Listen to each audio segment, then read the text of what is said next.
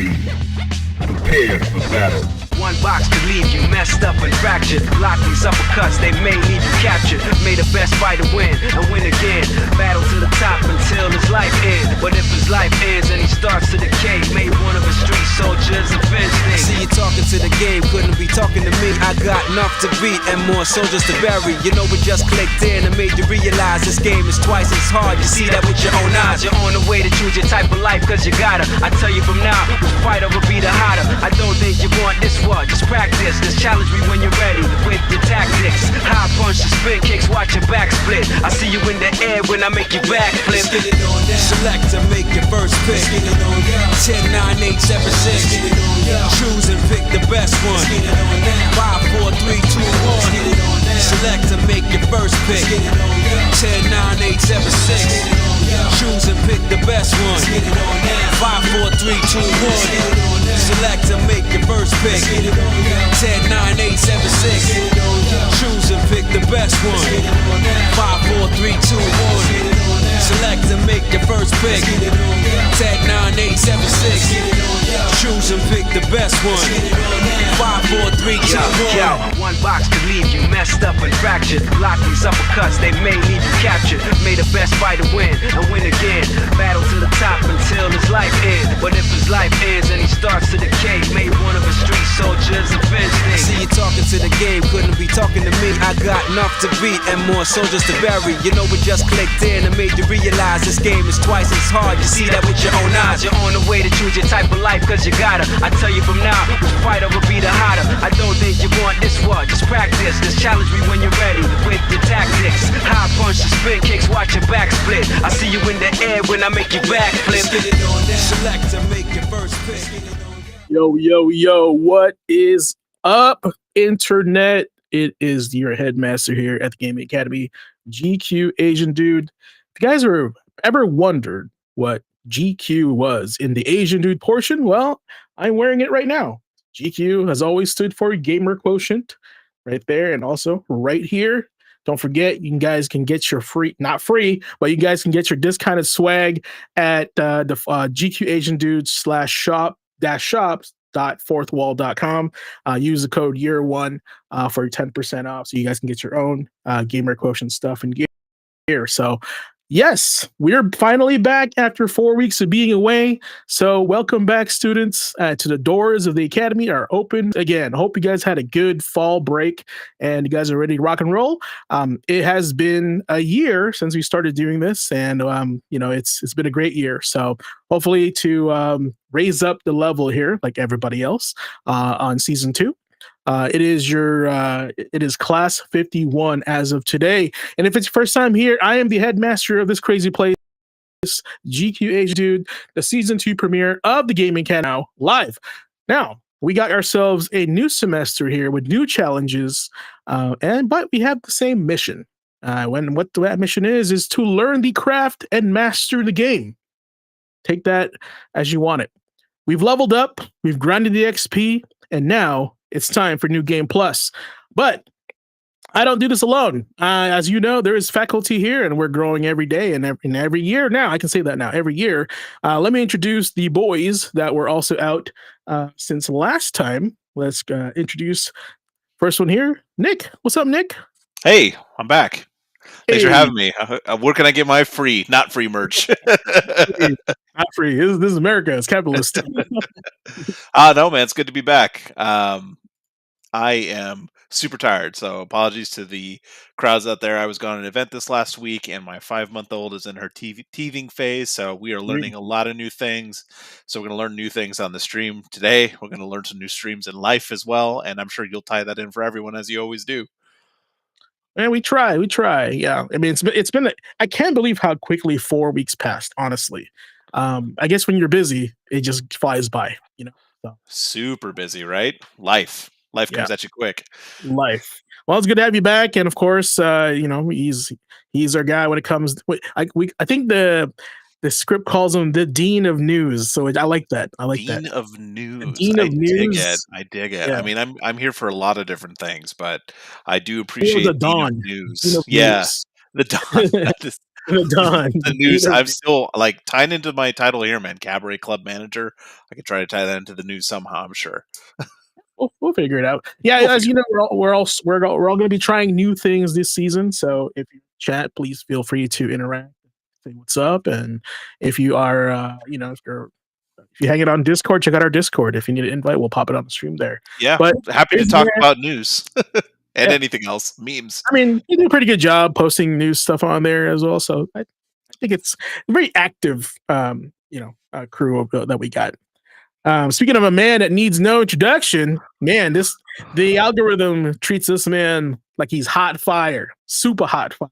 That's why his name is Blazing Ace Nelson.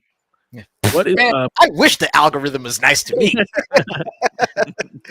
But anyways, you know what though? To be fair, I did see your clip naturally on my feed. So which one? The Absolum one of them. Oh, that has been a tie. You might need to start pulling in the NBA Jam. He's on fire every time he hops on here. I'll find that and put it on my soundboard. There you go. Anyways, for everybody in the chat, for everybody in the seats, everybody in class, welcome back. It's been a great break. Just giving us a little bit of time to rest, relax, recharge, and reload. So now we got plenty of new stuff. Plenty of new to fine tune and balance out the old, and we are definitely looking forward to giving you every single stitch of content, every single stitch of knowledge that we have at our disposal, because that's what it's all about. Spreading knowledge. You know what they say. Go forth and spread light to the world. I love it.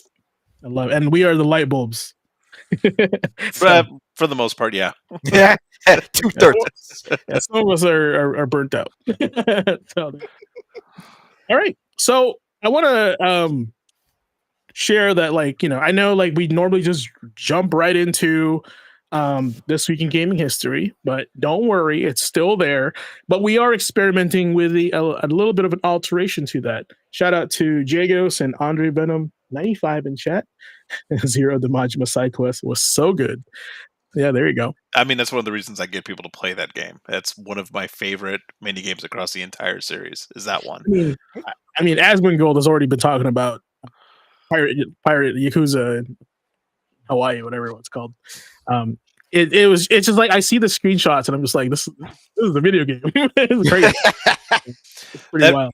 You look at something like that though, when you look at those kind of clips from that game, and Jagos will back me up here as well as Andre, you'd think that was the wildest things you can do in that series. No, that's just that one character and the wilding in one title. Normally it's spread out across the other games and it's in every game. There's always that. They just took that knob and turned it to 10 and then taped it there. I like it. They know what they were doing. Let's just go in. That's kind of there's still when you play the game, to be fair, there is still the melodrama, there is still the serious notes. It's just you don't get that when you read the title. Oh, I'm sure. But also the footage that they've been using to market the game is I see pirate ships with lasers on it, and I'm like, wow, this is insane. Yeah. I mean, if there's one thing that the RGG Studios knows with their marketing, especially, at least to what we get here in the West, is a lot of the humor side of it for sure. There's not a lot of the in-depth melodrama, the Yakuza drama bits. They're kind of sprinkled in, but when you look at Infinite Wealth when it came out, when they were streaming, it was the mini games, it was the humor, and just a little bit of this deep story. Once you get into them, and that's why I appreciate the game so much. Kind of like how we're doing with our podcast here, and we're just it looks like we're just going to be having fun, but there is some big deep notes in there that it's just we're pulling from our lives, and that'll come out. Oh yeah. Yep. Yeah. Hey, speaking of pulling from our lives, it actually segues to our first segment of the season, Memory Card Chronicles. So let me load this. Let me tell you what this is all about.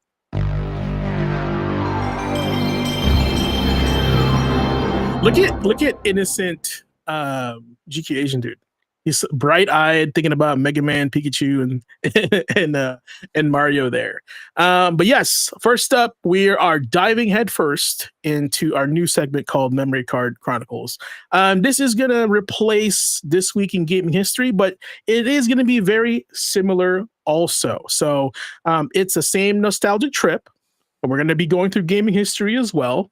But now it's a little bit more personal. So each week, the faculty will pick a game from the past that shaped who we are as a gamer, and we'll share the memories, the lessons, and the chaos that came with it. Because the best part of gaming history isn't just what happened, it's what it meant to us. And so I've kind of felt that Memory Card Chronicles would be a great kind of a addition to the show here. So coming up first, we got our first memory here on November 2nd, right? What year did Star Ocean come out, Ace?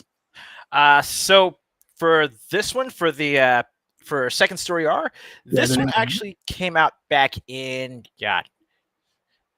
I had it up here. Like 3 years ago, maybe? Yeah, it was like 2 or 3 years ago. But I mean, this. Don't tell Nintendo; they won't like that. But I mean, when Pokemon. when Star Ocean: The Second Story R was announced, just the fact that the game in the series that actually held the most meaning, held the most memories for me, was getting not just a remake but a modern console port. Like it was literally one of those things where I had to actually get on the phone, call up some of my friends from back in San Bernardino that I used to sit down and play this with all the time and go, y'all, you need to see this.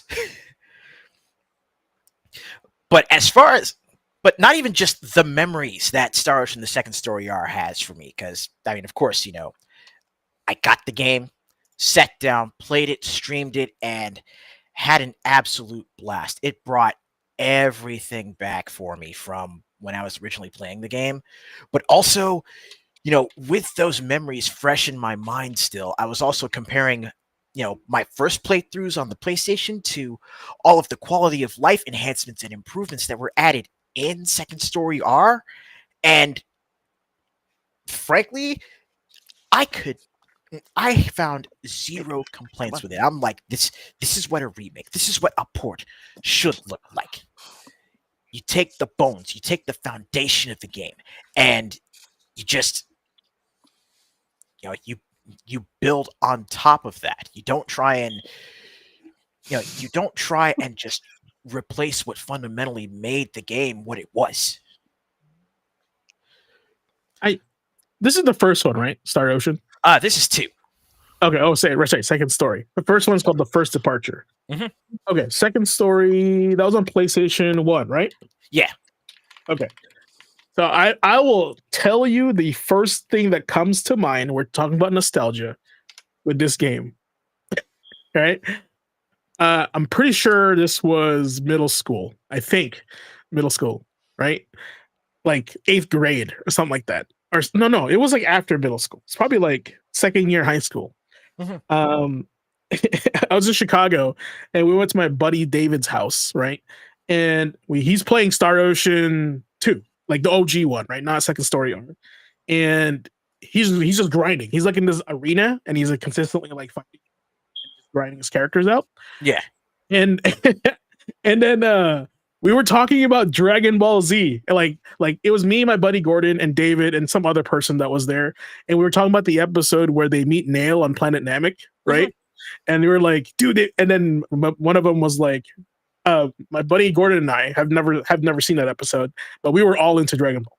And he was just like, dude, did you guys see the last episode, Dragon Ball Z? Like Nail was there. He was another Piccolo, another Namek. And my buddy and I, Gordon, were like, what? Like, what's his name? It's like, oh, his name is Nail. He's super cool. And I was like, what the fuck is Nail? and that moment in my that moment in history, in my brain and my soul, he was playing Star Ocean 2 while we were talking about Dragon Ball. This guy is such a Dragon Ball fan. He named his dog Trunks, right? So that's my connection to Star Ocean 2. So the subtitle should be Star Ocean. Who the fuck is Nail?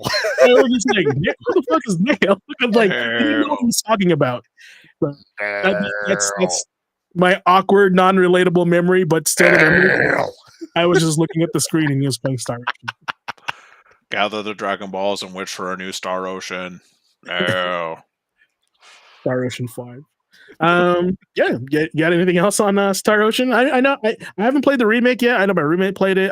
I did play the first Departure, Mhm. which is like the remake of the first one. That was really cool. I can only imagine this one is way better, like Oh graphically yeah. and like UI wise. I remember the conversation around this one being that it was a good remake, especially like A said because of the quality of life, but like the new graphics that were built for it. I remember seeing screenshots of this and it looks really cool. I never played the original release Yeah. of it, but I got interested after seeing like the shots of it and how many people kind of came out of the woodwork talking about how much they loved that story. So Mhm. I Yeah, certainly got interested, but I haven't tried it out. I think arguably they talk about Second Story being the best Star Ocean on all of them. Mhm. That's what I hear. That's not what I'm enforcing. So Uh, yeah, Second Story is widely regarded as the best in the series, but I can also tell you from again, from playing through the whole thing and actually going through and beating it, the most recent one, the Divine Force, is definitely a return to form, storytelling, design, and also characterization wise. okay, you hear that? You heard it here, not first, folks, but you heard it here. All right, Nick, you're up, and I'm gonna throw it on the screen here. Wonder if anybody else has played this game. Tell us about Asheron's Call.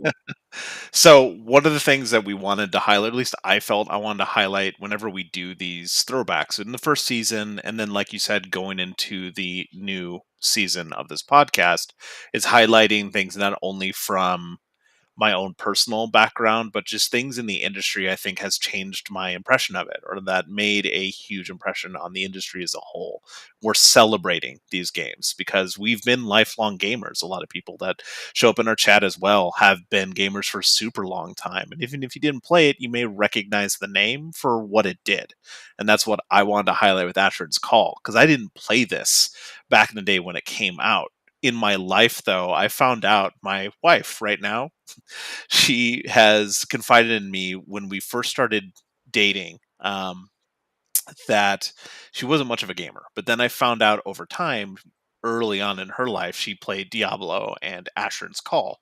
I found a picture of her on her old like Oh, CRT monitor playing Asheron's Call, and she still like gets giddy when she hears the noise of the portal in this game. Like so much that's so that I ended up sailing the high seas and finding servers that were still active for this game, and started playing it with her just to kind of like see what it was all about. Like I had known of it and had known its impact, but I didn't really play the game until then.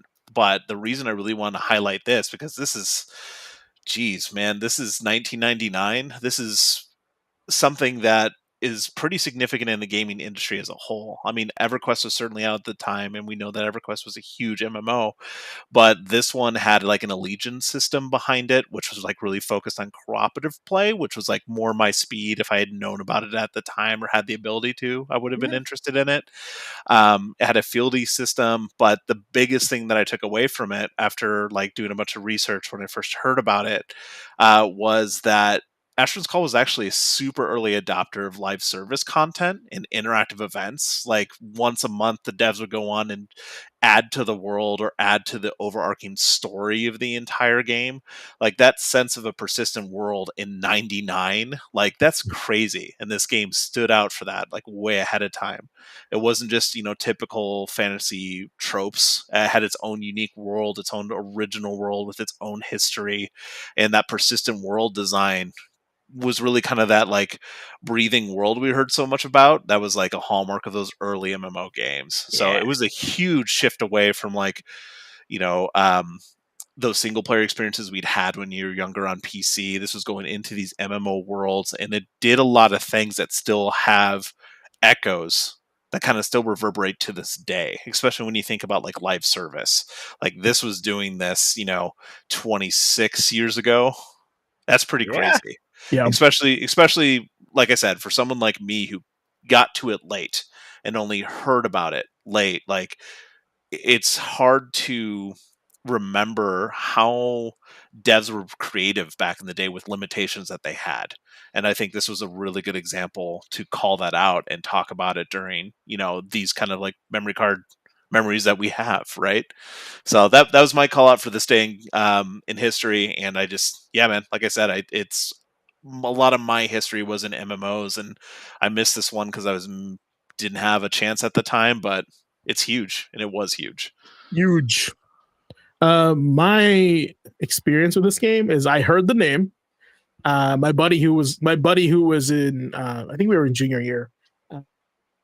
He was the big PC guy in my group of friends, right? He was all about, cracking games, cracking apps, trying to get it. He's a huge pirate, basically. Shout out to Matt. And Ashram's just Call. Outed Matt. Ashram's Call was one of the games. He was like, dude, Ashram's Call is going to change gaming. And I was like, I don't know what you're talking about. What is that? I didn't have a PC, so I literally had no idea what he was talking about. But he was just talking about exactly what you said, Echo. And I thought, all right, that's pretty cool. Like, it's kind of unheard of because online gaming, in 1996 was barely, starting, right? So that's kind of cool. Like you have this like MMO with like live service stuff. To my understanding, isn't this like a precursor or some sort of Oblivion or like Elder Scrolls, right? Like ancient version of Elder Scrolls? Not quite, no. Since the original Elder Scrolls were more of like single player ones and kind of predate this, especially like Daggerfall, the original Elder Scrolls, and Arena. Like this was around the same time as EverQuest going into these online, like sharing with the world kind of feel. Like the biggest thing that I felt like this added to the industry on and had caused those echoes was that persistent change, like the devs adding quests that would change the story over time. This was before, we kept worrying about DLCs being added to MMOs, anything like that, like way before World of Warcraft did that. And as a huge fan of World of Warcraft, I will freely admit a lot of times when you go through on your characters, especially if subsequent playthroughs and after going back and playing Classic, your character is basically on rails. You don't have a lot of choice. Your story beats are figured out ahead of time. You're just kind of going through the prompts, you're doing the quests. Maybe you have a little bit of tweaks here and there. This was one where this was a very skill-based game. You didn't just have like level-based or like a class-based. You could just put points in skills would just keep building the more you use it. So halfway through, like Skyrim, one of the things we loved about it was halfway through, you're like, I want to do magic now. You could do that. Start doing magic. Start training those up. But I was doing, again, research on this the first year because of the ads that they did. There was a major bad guy in the universe that by the end of the year, because of the stuff they added to it, they ended up releasing him. Anyone who could defeat him, like they released the bad guy in the game. That's fun. Yeah, I mean, anytime where I hear devs like joining in the game, participating in some way or form while other people are playing, that's always like fun for me to hear. Like kind of like when Helldivers, they say there's a GM that manages like the war layout, right? And I'm like, that's cool. They're paying attention, So I think that's fun. So hey, right on, Ashton's Call. Yeah, my only thing with Ashton's Call is I heard it from a guy that said this is going to be the next thing in gaming, and I was like, I don't believe you. That's all. And that's the thing, man. It may have not been, but certainly there's things that it started to kick off, right? And that's why I wanted to highlight it. Yeah. No, it's great because like it brought back something that I remember because he like if I was gonna Matt was really good at like finding the next big thing in gaming or hardware, right? And so I believed him. I just never got a chance to see it, so all good. All right, my memory card chronicle, I should say, a little bit more streamlined. This came out in 2004 on the PlayStation 2, and it was marketed to me as, oh, you don't have an Xbox? Well, you don't need that. Just play Killzone. This is our version of Halo. Yeah, it's a Halo killer. Halo killer. And they really cemented that when Killzone 2, but not Killzone 1. But they really wanted to introduce it. Like, you don't have to, no fear about, do not fret about not having a Halo on your PlayStation. We have Killzone. I can say that Halo is a better performing game than Killzone. Killzone is very ambitious. The thing that really kind of like drove the final nail in the coffin for this game for me was that the gunplay felt little bit laggy. There was like an input delay on aiming down, and that really bothered me a lot. Like, and so in contrast to me playing Halo with my friends at their house, right? And I was like, oh, I get to have my own Halo on my PlayStation. But no, it's not the same. It's not even arguably close to the same. Now, the aesthetic of the game, I like, and my memory of this game, there's really not much memory to it because I didn't play this game online. I just like the world. I like the design. It gave me this like World War II vibe, like, but in the future. Which I kind of miss, to be honest with you. And I hope they bring it back in some way or form. The last one I played was Shadow Rogue or whatever on Shadow Ops or something like that on the PlayStation 4. And I do like the universe of Killzone, and I'm not sure if it's ever going to be coming back, but that to me this was the closest thing I had as far as Halo, and because I know at the time Halo on a Xbox was a much more user-friendly experience because you had 4 controllers, like local co-op, stuff like that. Killzone was trying, and it just wasn't doing it. So that's it. But basically for Killzone, not a lot there. Have you guys have an experience with Killzone at all? Played it. I remember playing it and thinking like this is pretty decent for PlayStation. I had the Xbox at the time, and I was huge into Halo. So the whole Halo killer thing was the reason I checked it out. And I do think the world building was really cool. I remember playing the other ones after it. But beyond that, I know that some people are still calling and asking for this to be remade, especially with what we've been hearing about, Halo Campaign Evolved coming out. Like maybe Killzone needs a revival. Yeah. I mean, I agree with you. I think it's a good thing to bring up as far as like if I was in a boardroom and they were like, which game do we need to remake next? Killzone 1 updated would be nice because the first thing that comes to mind is the fake Killzone 3 trailer they made on like one of those like E3s, and it was like, yeah, that wasn't real gameplay, right? So but now they can make that.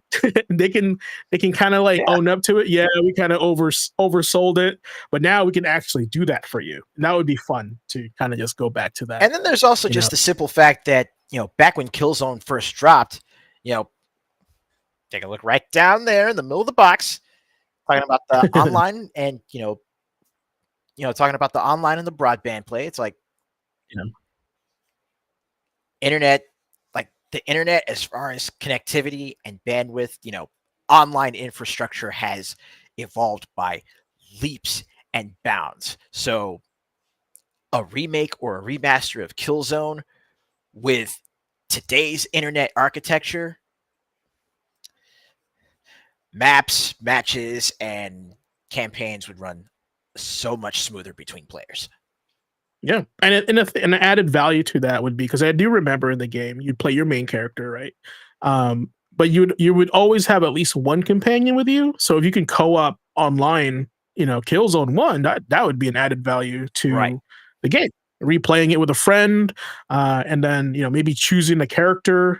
I think we're 4 characters at the time, so I don't know. There's just stuff they could do with it. But I know right now it's not on Sony's radar to bring this franchise back. So all good.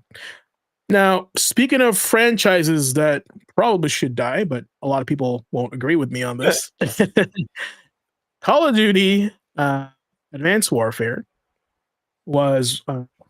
is my November 3rd pick for Memory Card Chronicle. Now, the reason why I think this one had Kevin Spacey in it, and this was really bridging the whole Hollywood and video games into like one place. And I chose this one because specifically Kevin Spacey just had a really good villain vibe about him. He's a villain anyway. But he did a good job in this game. And the thing I really like about Call of Duty, to be honest with you, and hot take from anybody in chat, is that it's not the multiplayer I like. It's actually the scripted single player that's expensive to make.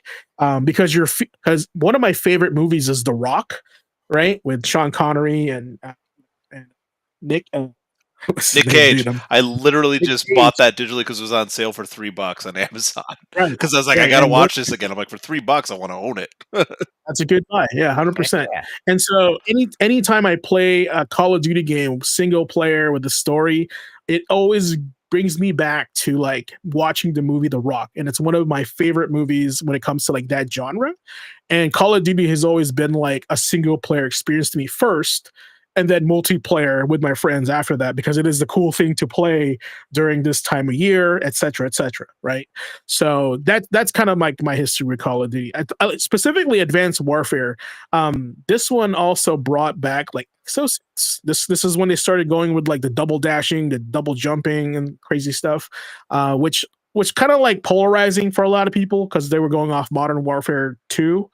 But yeah, overall, it was just a really good experience from a cinematic point of view. I don't know if you guys have the same experience single player of this game.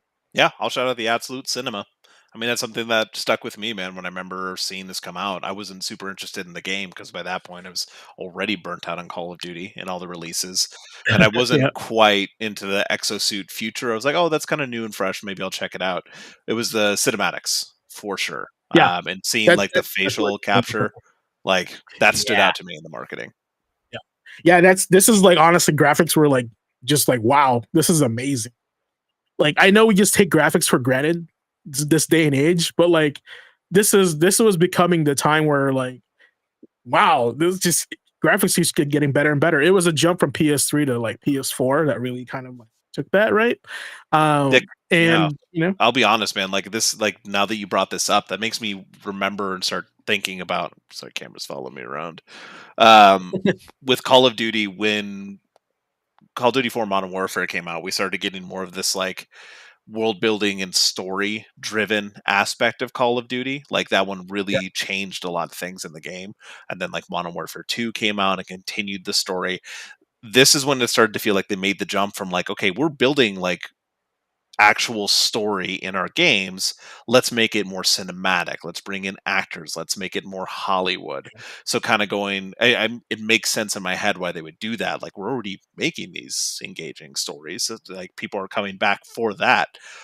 Full send. Let's get some Hollywood actors in there. Let's make full cinema. Mhm. Whether or not that worked out in the end or if it fell flat on its face, like we'll find out. I mean, you can start hitting F to pay your respects. oh, nice, nice, Well played, sir. nice. I like it. I like it. F's in chat. All right. Well, speaking of remake, I'm the next one will will upset a lot of people, because including myself. This one is Nick's choice for his game, Memory Card Chronicle. Brother. Oh, on the third. So, brother, I'll make this quick because I know we got other games we want to talk about. I've talked about this a lot, but for new viewers, I'm a huge fan of BioWare, and this was one of the games that put them on the map for me. I played some other ones beforehand. I've spoken a lot about Jade Empire and Knights of the Republic, but Dragon Age was the game that got me into this series. I was a fan of old school PC burn titles, like no voice protagonist. You had all the choices to click through. There's like six. You have to scroll down. Really slow paced. You pick your character. You really have to go out of your way to like get the lore, and you can keep reading codex kind of things. Like this So good. game is so good, even still to this day. I really do think so, just in the way that it's built, and a lot of that is probably due to where, unfortunately, we've seen the Dragon Age series go. I'm a huge fan of the series, but I regularly find myself just really looking back to Origins as like something I just really want to replay for the first time. That's a question we ask our friends all the time. If there's a game you can play again for the first time, a lot of times I'd pick Mass Effect, like, gun to my head, but Origins is probably one of those I would love to play again. The character writing, especially, Oh yeah. the feeling of actual choice and like popular choices that you get really paved the way for a lot of story driven games. I feel like, especially mature story driven games, when it comes to like the choices that you have. I just remember this spawning the franchise. I remember this having like long term consequences. Decisions you made in this game would show up later in Inquisition. I remember the Keep when they rolled that out and Yeah. going back and like, if I couldn't upload it, like making the choices, and also some really good DLC in this one too. So yeah, it's huge, and it started a giant community around it, and it definitely encouraged multiple playthroughs. Oh Being able yeah. to choose your origin story, like I definitely played every single origin story. I didn't play the game through for all those characters, but I definitely wanted to check out the origin stories, which is really cool, and something I think that was lost later on. I've been on record before saying I'm not a huge fan of Dragon Age 2 for a lot of reasons. One of them being just like losing the uniqueness of that story of those characters you created. Yeah, I can honestly say, yeah, like with Dragon Age Origins, it was actually Thomas Duder that got me into it. And again, just the first thing that got me about it was the world building and how it just like how it really threaded the needle. Just it threaded the needle so what's the word? So extensively as far as pulling you into the world, really making you feel a part of it by playing through the origins, playing through your character's prologue. It was like, it was really like, you know, coming into a D&D campaign, creating your character, and then playing the events that brought them to the point where the main story actually, drops everyone. But there was one comparison that literally sprung to mind a couple moments ago that I think kind of really encapsulates it for me. It gave me the same feeling that I had when I first started when I first started playing when I first started playing Daggerfall. Nice. It was like it felt like the natural progression of the kind of game that Daggerfall was, and I was thoroughly invested. Yeah, there wasn't a ton of those kind of games at the time, I feel like, that were making like that kind of wider market push as much as Origins did. And I think there was definitely, a gap for it. We didn't realize it till afterwards. One thing that still sticks out to me to this day, again, just to say it super quick, was how huge the world felt. And there wasn't a lot of games that really push that on you when you first get into it, where you realize how small you are in the grand scheme of everything, not just the geopolitics, but when you look and see that, oh, this game takes place here on the map, but here's the world of Dragon Age, which is one of the reasons Dragon Age 2 was not my favorite, is because you took like this giant thing and you were like, Kirkwall, you're in Kirkwall, only Kirkwall, and the one dungeon in Kirkwall, that's where you are. So like yeah, man, the scale was huge, not just the story but the map and the world. Yeah, this game wasn't my first choice to play. I think somebody had to like convince me to play this game, and because it just wasn't my thing. One, it was EA. It was cool to hate EA at the time, and I was like, I'm not playing an EA game, right? But somebody in my group of friends asked me this question if I played Dragon Age. I said no. And then they asked me if I played Mass Effect, and I said no. And then I was just like no to every BioWare game. It sounds like you were talking to me. Probably. I don't remember. Don't surprise me. Oh, you know what? It probably was you or our other coworkers at the time, because I remember. I think it's called Coming Back Now. I had rented it out just to see what the big deal was, so I didn't have to like invest money into it. And man, it was pretty good. I would say like the first couple hours, you feel like you're playing the intro to a Lord of the Rings movie. Right, it was just like set up really well. The world was very like interesting. Being a Grey Warden and doing the trial was like okay. Yeah. It was that's crazy. It was dark. It was dark, and like Jago said in chat, like dark fantasy. Like that's something that I remember hadn't been done much at the time, at least in like a video game of that scale. Certainly dark elements, but then it really just goes to show like where I feel and a fair amount of fans feel the series has lost its way, is when you see this origin. It's like it wasn't written as dark and mature as it was in this game. I agree with that. I agree with everything you're saying, but this is one of those things also, like I feel it echoes today. If you don't get a chance to play it without putting money down on it, because I wouldn't have bought this game, right?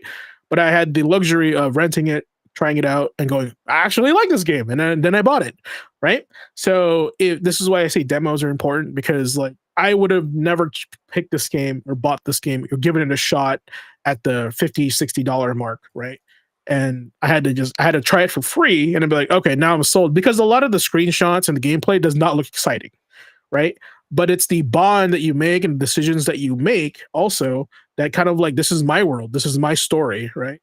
And that's what really, you can't really share that in an article or a video.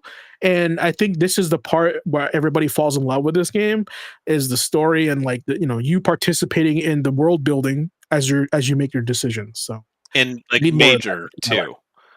Oh Like yeah. some stuff at the end of the game, deciding who gets to be king and the ramifications of pairings, that kind of thing. So, not to Yeah. spoil it. Spoiler Let's say alert. also the idea of like you being able to write the story to the sequel by your decisions, that man, that ensures future Hey sales, man, that's right? what put Bioware on the map for me. That's what I'm saying, and it's like what? But I just Which have we this will feeling, talk about here very yeah, shortly, I'm sure. Not the retread. yeah. I'm just saying, like, I think that idea in itself has been kind of whittled down to like a season pass, right? You know what I'm saying? So unfortunate. All right, going over to the next one here. I'll let you continue your rampage with a little bit of Ratchet and Clank. Ratchet and Clank. Um, I think this is another one that's super significant to the industry. That's why I wanted to highlight it for the fourth. I did not play this first and foremost. I'm getting that out of the way when it first came out, but I did play it after the fact, especially um, after I went and got Rift Apart for my PS5 and started to go Nice. back and revisit the older ones. I know this was, yep, Andre there in chat.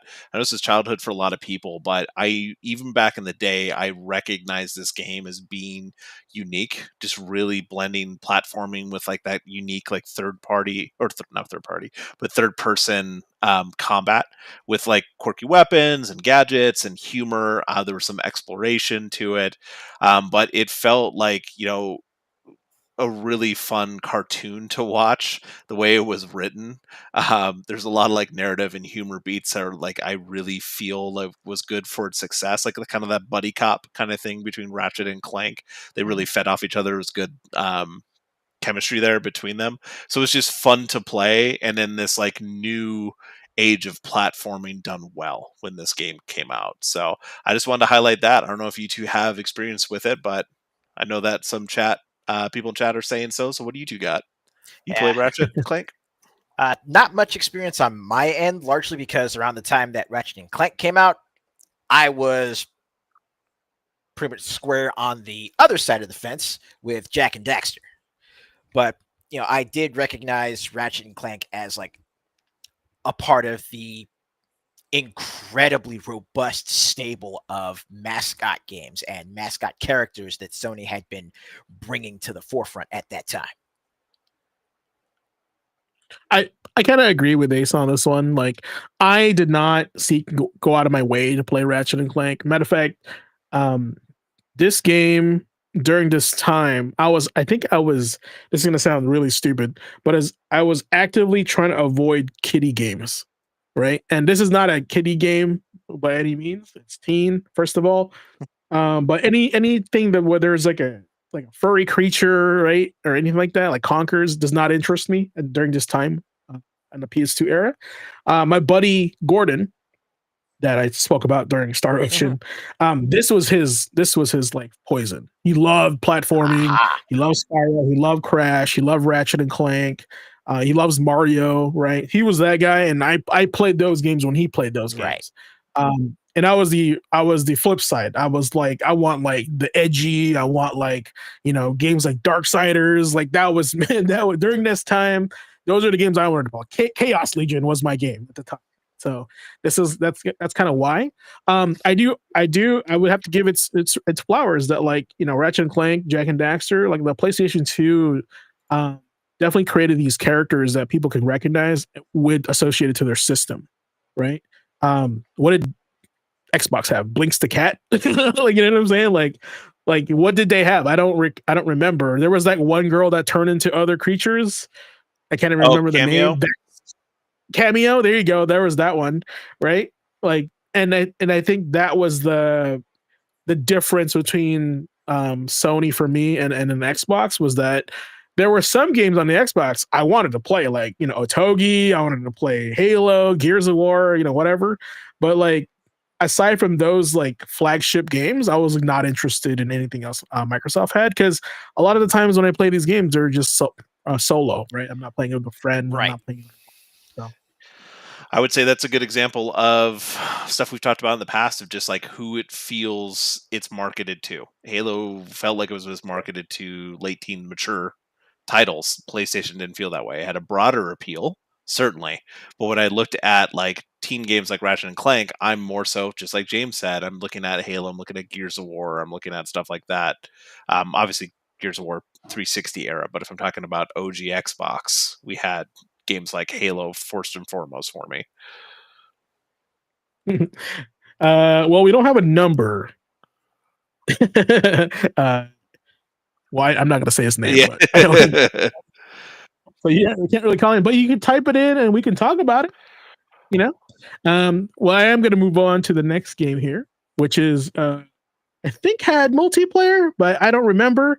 But this bad boy was on my radar after seeing the movie, because I was a huge fan of the 007 reboot with Daniel Craig. You know. What do you think of Quantum of Solace as a movie in the Craig series? Probably the weakest one out of that of the Okay. five. Okay, Right. so not a hot take. It's all good. To me, it was like the whole point of the movie in this one, because the first one was cool. It was like high stakes, like poker match, right? This one was my girlfriend lied to me, and I gotta go find out why she lied. That's all it was. Into the plot. So Right.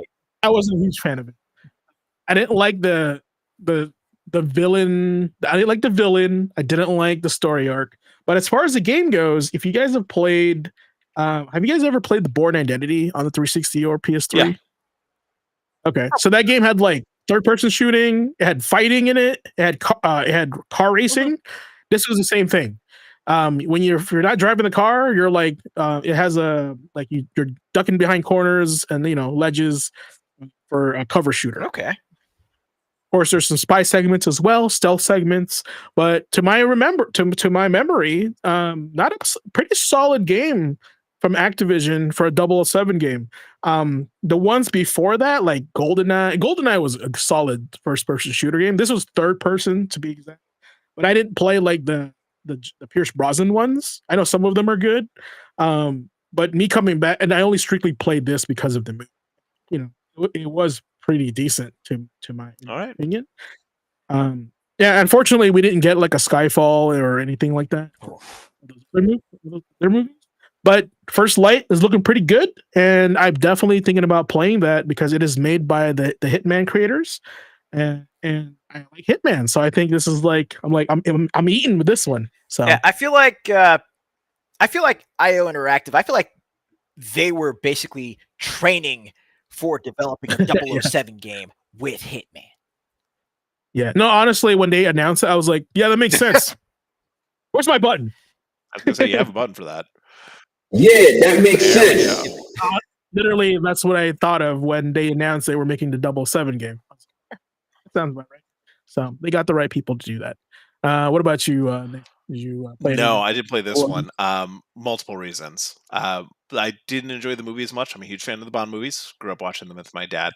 I remember not enjoying this movie as well. So when the game came out, it didn't move the needle for me at all. And I grew up playing, like GoldenEye and World's Not Enough on the 64, and not really sticking with it after that. There's kind of a reason a lot of the Bond games didn't do well, is they kept feeling like rushed, or they kept feeling like they were trying to ride some kind of new like trend at the time. It just never felt grounded in the world to me. It was just a movie license game, right?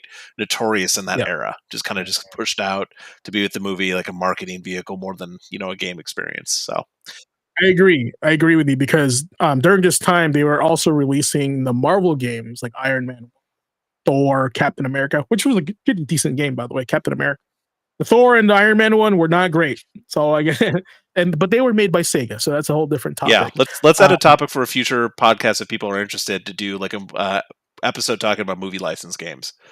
That'd be fun. Speaking of Activision, the next game that I'm going to be pulling up here is the next day on the 5th. Look at that, another Call of Duty game. This one specifically was huge.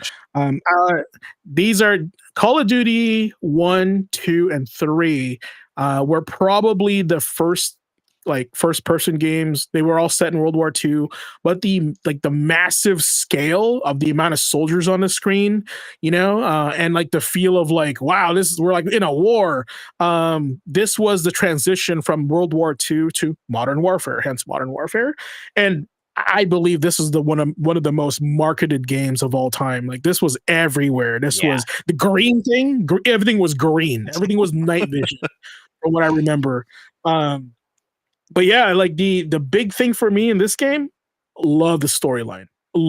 I know that's crazy for me to say, but Captain Price and his crew, the writing was so good, they remade it into the Modern Warfare series, in the one that's out recently, right? It's like, it's weird because it's like it's kind of like a remake, but not a remake. It's like an alternate timeline. It's kind of strange. But this game's story stretches to 3, and they also kind of like dabble into the other series as well. Like, they're happening in another, time or whatever, universe, whatever. Now, I know that sounds insane for a Call of Duty game. But I tell you what, this is all I got to say about this. Multiplayer was great. It was the first time I was endless hours on this game. But when you're playing as Soap McTavish, I think, in the first one, I think you were playing as Price in the first game. By the time you got to the end, you felt like you were bros with the other people in your squad. Yeah. You didn't want anything bad to happen to them. When you were like, spoilers, it's been years, but on that Jeep escape at the end, I honestly was like, no, we're they're gonna die. Like, I was like, no, that's not cool. Like it's a first person shooter, a military shooter, and I was getting feelings. Hey. You know what I'm saying? And that's insane for me if you think about it. Yeah. No, wow. Hey, it's I mean, it's a solid title if it's actually, getting that kind of response from me. And I mean, I'm not a big fan of Call of Duty, but when Call of Duty hit that transition point, going from World War II to, the modern day, it was big. Like, it was big, 100%. Like the waves it made were seen all across the map. Well, yeah, they literally made people clone this game to the ground, right? They wanted their own version of it. This is how we got Battlefield, right? This is how we got, its competitors. This is why I said competition breeds innovation. They want their own version of it. They want to be they want their own Call of Duty, COD Killer, right? They all want the crown. I think the defining moment for me in this game was in the last stage. You had like 10 minutes to get to the control room before the bad guys launch a nuke, right? And this was my first playthrough, guys. This is like a gamer moment. You just had to be there. Also, I was playing the game on July 4th. How ironic is that? Right? But I'm not kidding you. I am not making this up, chat. I am not making this up. I got to that cancel launch button within 2 seconds of it time running out. Oh, and I was like so relieved. And I just remember being in the last room, and we were just like, we can't get through. There's too many guys in here, right? And I was like, screw it, I'm just gonna run in. And it was like 3, 2. I was like, click. And I was like, oh my god, we did it. Oh, like. That was a gaming moment for me. I'm already feeling just you telling us, man. And after that, it was just like, okay, now we gotta escape. You know what I'm saying? Like, this is what I mean. It's like, I don't think there's not many games, especially first-person shooters, that give me that elicit that kind of emotion from me. And so Call of Duty 4 specifically has a special place in my heart just for that reason. Okay. You go to COD Blops 2. Hey man, you can grow out of anything, like some people, a lot of my friends grew out of fighting games, believe it or not, and they don't play anymore. I'm the only sucker that plays a lot of fighting games these days. So I don't have any more rivals. I'm sad. Let's see what else we got here. All right, so the other one, just pull this up while we get Wait for Nicholas to come No, back. I'm here. Camera died. Oh, that's weird. Is it unplugged? Nope, it's plugged in. It's just freaking out. Software issue. Got it. This little number here. Hell and, yeah. and this must have been the foil cover because it's a little blurry. Yeah, So gotta be the I'll let It's definitely the foil I'll one. let Nick here take care of this one. Hey man, I don't know if you two remember the era of Extreme. This Oh, was love it. Extreme. So for me, the reason I really wanted to talk about this one, it was all about the over-the-top arcade approach to this game that really sold it for me. That and Run DMC as the soundtrack, right? And DJ Rozelle shouting at you when you first boot up this game, like Yeah. core memories, right? And like you said, EA Big, man, this kicked off everything. This Very good. became that flagship title for that EA Big label, and it was all about like exaggerated. It was all about like that arcade experience. It wasn't about like simulation. It was so much fun to play it. And when you had these like crazy tricks that you could do, I don't know if you two remember when you first booted up like Tony Hawk and you did like a crazy move where they went to like the Jesus pose or they did something like that, or Spider-Man, you'd unlock them and do like a crazy flip.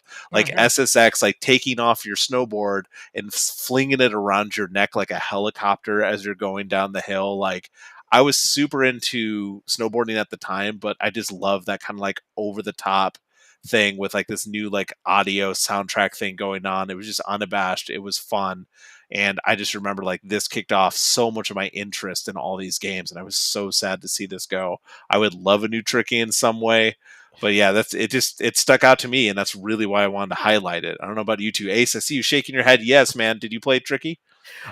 Didn't play Tricky, but I did play 1 and 2 back on the PS2, and you were not kidding when you say that SSX is, that is the game that kicked off the EA Sports Big label, and from there it just took off. It went from snowboarding to, of course, wrestling and combat sports with Def Jam Vendetta and Def Jam Fight for New York, and then of course my personal favorite, NBA Street and NBA Street Volume 2. But there, I would have no problem. Like if I still had the hardware on me right now, or no, I could pull up the emulator, but if I felt like playing a sports game, gun to my head, depending on the day, it's either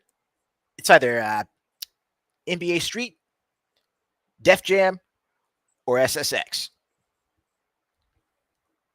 Yeah, I feel you on that one, man.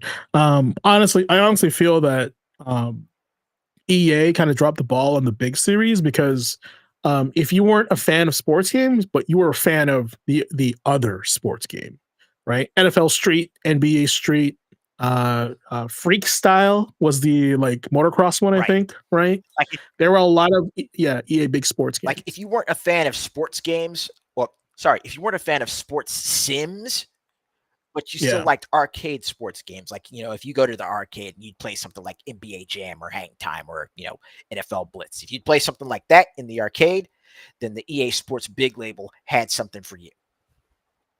Yeah, I mean NFL Street's so fun, and NBA Street is like basically their own version of NBA Jam, right? Yeah.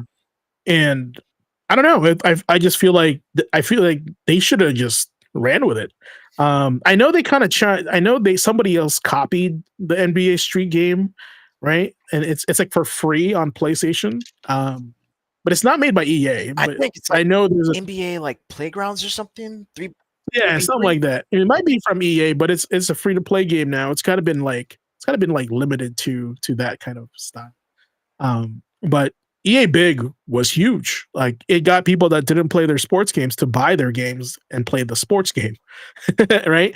I've not owned a copy of Madden since the Super Nintendo. Right? I haven't owned a copy of Madden since '96. That's what I'm saying.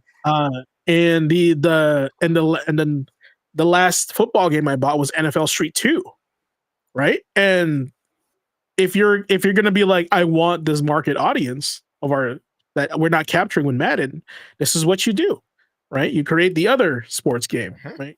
more comical one, the more like cartoony one, people will get it. Well, people will jump in. So that as far as SSX Tricky, this was the more flavorful version of the SSX games, and you notice they did reboot SSX right on modern consoles, and it wasn't the same. Yeah, I feel like 'Cause it's been a constant like trying to recapture lightning in a bottle from this series, from this game. Yeah, It was the I perfect little think bit of everything you need. And I understand that the push to go back to a little more realism or something like SSX 3, yeah. which was kind of like a balance between the two, like a little bit of absurd but still like grounded. Mhm. But I just don't feel there's anything else kind of like this. I just remember Here's this coming out. I remember like that feeling of like playing arcade games at home that we got with like the Dreamcast released right around that same time too. It's just it was a very particular vibe at a very particular part of history, and I felt like highlighting that. Yeah, I mean, the only game that just recently came out that kind of has this energy is Arena, the soccer game, Mhm. right? Made by the guys that made Yeah. Sifu, and then Rocket League. Honestly, that's about it. Like mainstream ones. I'm sure there's some fun indie ones that I haven't discovered yet, but that's what I'm saying. There's not a market for this, but I'm not saying there's not a market, but people still play these games, and a lot of them people play it. It's just kind of a loss, like you said, lightning in the bottle. Here's something that's not lightning in a bottle, but more like a nuclear bomb in pop culture. I'll let Nick handle this one. Oh man. Again, gonna be quick because I don't want to burn too much of our time. But a huge fan of Halo. Halo 4. I really want to highlight its release in gaming history because it seems to be pretty polarizing for a lot of people when it came out. This is the first real game where 343 was in charge of this series moving forward, and I really remember the thing that really stuck out with me was like more narrative depth that they tried to bring into it. I did like the story of 4 and liked what they were trying to do. I did really enjoy them humanizing Master Chief a little bit more and giving him more depth. But there was a lot of people who really hated the enemies in this, hated the shiny structures of everything you win against. There's a lot of reasons to like or dislike this title. And I think a lot of people tend to malign it just because of they've seen where Halo has gone, like Halo 5, what it did, the negatives of Infinite, what we've seen happen with 343, now Halo Studios, since then. But yeah, man, I don't know about you two. Again, I just wanted to toss this out there. It's just like a pinpoint in gaming history, something to remember. I was really wanting to love this, especially the high notes that Halo 3 really ended on. And like I said, there's things I do like in this title. Going back and replaying it after 5 came out, my friends and I went back to like revisit this title and like play through the original games again before 5 came out. And it was better than I remember. Like it aged pretty well at the time, but just where it fits in the series for you two, if you've played it. Yeah, ha- haven't played it, but I mean, it's one of those things where I saw that I saw that Halo 4 was coming out, and I'm like, okay, so they're actually keeping up with it after 3 and ODST. So you know, hopefully it turns out well for the folks that play it. I'm kind of in the same boat. I played it, but I didn't like sit down and play through the story or anything like that. Just a little bits and pieces here. But the feedback that I got from a lot of people, they were kind of disappointed in it, and it's not what they wanted, but it's what they got, right?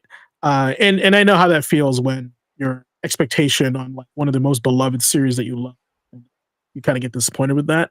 And so I just hope that they bring Master Chief back in some good form for the Hey fans. man, this would be a good chance for chat. Hop in anytime, talk about some of this stuff. Like I really want to know from the people that are here and the people seeing this after the fact.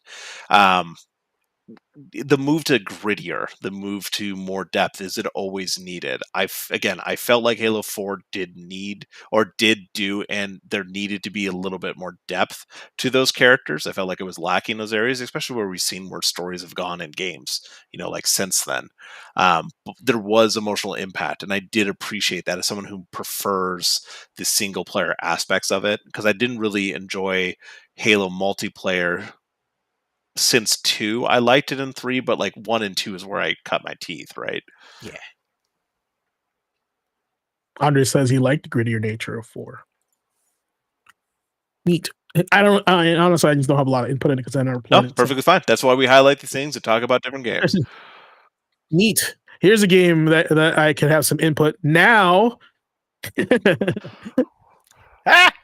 Ace, I'll let you talk to him about it because I talk about this too much. I'm gonna run to the bathroom really quick while you pick his brain. On It's not. Isn't it ironic that BioWare games and Call of Duty games come out this time of year, and apparently also Halo games? Well, I mean, it's again, it's still like the end of that.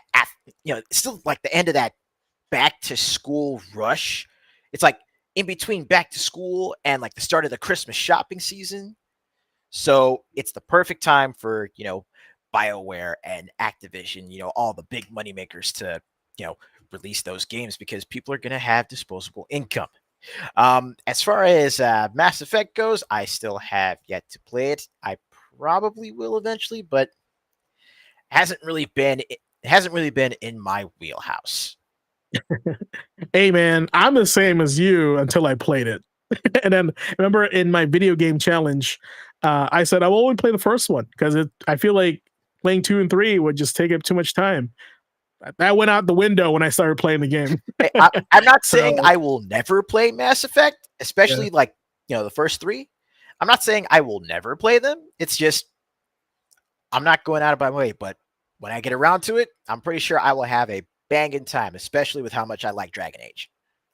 Well, did I just go back in time and hear myself talk? That's exactly what I said. Literally, like everyone's been pressuring me to play this game. As you know, chat, you've been following my this channel venture through the A-Z gaming challenge. It's like how I haven't gotten around to playing Chained Echoes until just recently, even though that came out back in like 22. But brother. Oh yeah, you're talking to the master of old new games. I just played Spider-Man this year. Late. Yeah, and I'm like, wow, how come nobody told me about this game? Like, it's been for years. Yeah, exactly. But yeah, I think we've kind of beaten a dead horse and how amazing this game is. People love it, and we are looking forward to that new one. As far as this, my experience was yes, I had no interest playing the game, but the same BioWare fashion, it hooked me in many, many years later. No, the first one wasn't as intuitive as 3 and 2, but man, it wasn't about that. It was about the experience of learning the world, the universe, the characters. Yep. That's what people enjoy about these games. Okay. All right. Next, please. All right. Here's a fun one. Let's go with something more fun here. I'm sure both of y'all have played this and some. Making our way downtown. Chat, I want you guys to know this one too. I'm pretty sure you've played this too, chat. Don't lie to me. So Guitar Hero was my November, 6 now? November 7th, sorry, choice, because man, this is a pop culture game. And the reason why I bring it up is my story behind this is I used to go to Canada because Canada is away to play a game called Drum Mania and Guitar Freaks. And in Japan, that was their Guitar Hero and Rock Band, basically. And when I found out that they were releasing a US version with American songs, like with the same gameplay, I was like, I'm in 100%. I don't care. I'm going to buy that guitar. Pre-order it. You got it. And this game has been, ingrained in our lives as far as even if you're not a gamer, honestly, this is one of those games you just need to play with your friends and family, right? And just have a good time. That's all I got to say with that. So Guitar Hero. What about you guys? Yeah, Guitar Hero for me. Oh no, I'm just saying, go for it, Ace. Like, Guitar Hero is like that is about as quintessential a party game as something like Mario Party or Smash, right? And just getting getting the family or getting together with a bunch of your friends. I mean, this is karaoke night at home. Yeah, of course, I agree with that. If anyone can sing, most other spots would, most other groups of friends would probably add alcohol to the mix. Mine didn't, but No, my group of friends, we didn't add alcohol to the mix. We added KOF 2006 and Maximum Impact to the mix. Basically, alcohol. Cleanse your palate. Right. But it was a lot of fun when we got around to it. More often than not, when I wasn't taking part in certain songs, I'd chill, watch the others play, or I'd, hang out in the other room, because they had Guitar Hero on the Xbox. So I'd chill in the other room on the PS3 playing stuff like Mortal Kombat 9 or Sengoku Basara 3 or Metal Gear Solid 4. But I'd occasionally come out and like, what song y'all playing? Chill for a couple songs and then, all right, I'm going to go back to Mortal Kombat. I'm going to go beat Freddy Krueger's ass and just dip out. Yeah, I just know like at parties and college parties, Guitar Hero was like the thing. Like if you weren't doing something else like beer pong, you were playing Guitar Hero, waiting for your turn, and everybody's cheering or singing along with you. So, even if there's one guitar, it's a social game. Interesting. What I want people to remember about this game is this reminded me a lot of, it was like the Wii Sports effect. It was wide mass appeal, wide market appeal. People that weren't interested in these little cheap plastic guitar would like. I remember bringing Guitar Hero to like my dad's place. I went to go visit him and putting that in. He was like super confused at first. The dude actually played guitar, but some of the sounds, like the music that's on there, it goes across eras. Like that first game only had like 30-ish tracks, if I remember right. But I mean, you were playing rock songs and punk songs from like the 60s, the 70s, the 80s. Like there was a song for everyone, so much to the point that it was super annoying like to unlock them. You'd have to play songs you didn't really want to play to get further down. And then when like Guitar Hero 2 came out, you still had to hold on to one because that song that you liked was only available on that one at the time. But this is the one, like Jago's calling out Drum Mania and Beat Mania in chat. Like this was that mass market appeal. It got more and more people interested in these little like toys, and then look what happened. Like it had a broad appeal to people who weren't gamers. You bring this by, like you said, at college parties, people would pick it up. It's a little infectious. Facts. I mean, that should be the marketing approach to this game. Not a gamer, you're still gonna play it because it's cool. Yeah, again, Wii Sports, man.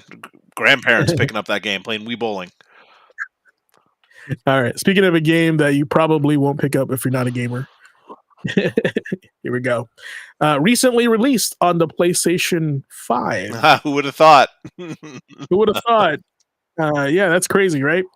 Yeah, Nick, tell me what's your history on this. I'm not going to say too much. Again, going to burn through it quick, but it's hard not to talk about the 360 era or tentpole Xbox, or from what we're lamenting now is like the death knell of like what's happening to Xbox and what's going to happen to these series. Gears of War, when this came out in 2006, I don't know about YouTube, but anytime I hear Mad World now, I think of this game.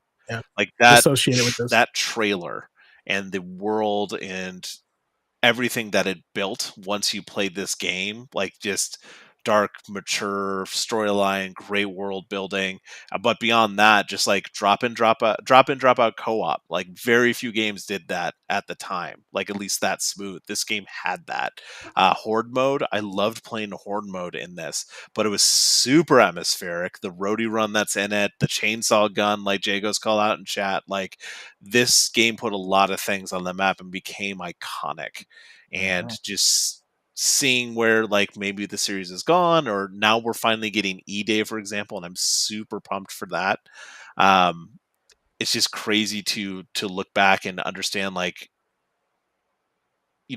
almost 2 decades later, there's so many things about this game that kind of set the tone and became like industry standard. Chest high walls in your games you have to get behind cover on. This game started it, like at least on that kind of scale. I will push back on that statement. It was Kill Switch that started it.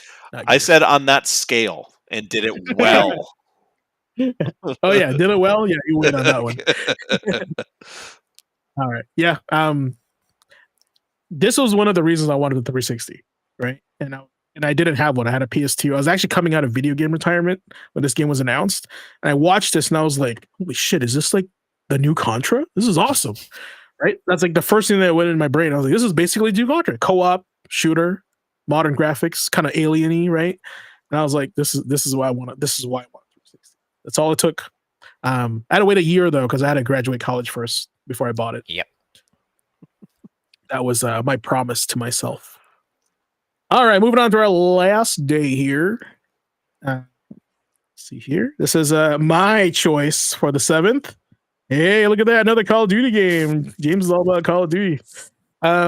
So this right here marked the end cap of the first game. If you played Modern Warfare 1 and Modern Warfare 2, you know by the end of Modern Warfare 2, you're like, I'm gonna kill this son of a bee. I'm gonna find this guy because I was emotionally attached to all the characters, and this game let that happen. You finally get to reveal who that guy is. You know that scene in Modern Warfare 2, they're like, no Russian, right? Those guys, you get to hunt those guys down in this game. That's what I mean. It's like you get your revenge on closure. Yeah, and this was like the scale of this game is like it was literally World War III. It was like Britain, France, America. We were all fighting each. It was insane. I just have a good memory of this game. I do want to play Modern Warfare 3 on the newer systems. Hopefully, it doesn't ruin it for me. No spoilers, guys. I do want to start from the beginning. I did play the first one already, but I want to start over and replay all 3 again and to see if I can capture that emotion. Okay. All right. Speaking of terrorism. Speaking of Simu. Yeah. The moment you brought that up, I'm like, we're going to talk about it tonight, man. Let me take you back 25 years to the year 2000. Y2K and Counter-Strike dominated my life. I was there. Yeah, I was there. Yeah. I tend to tell people when they first meet me and they start learning a little bit more about me, and I bring up gaming and how, it's part of my life, and I worked as part of the industry for a while. Counter-Strike was always quintessential to my gaming history. So for a day in gaming history and memories, I really wanted to highlight Counter-Strike for the 8th when this released in 2000. It was a community project originally before Valve had acquired the rights to it to release it as like a standalone game. A lot of people know that team-based combat, like realistic tactical combat. There's a lot of strategy involved, like running through the maps and learning how sightlines worked, like economy management on top of that, like keeping track of your funds. But for me, what really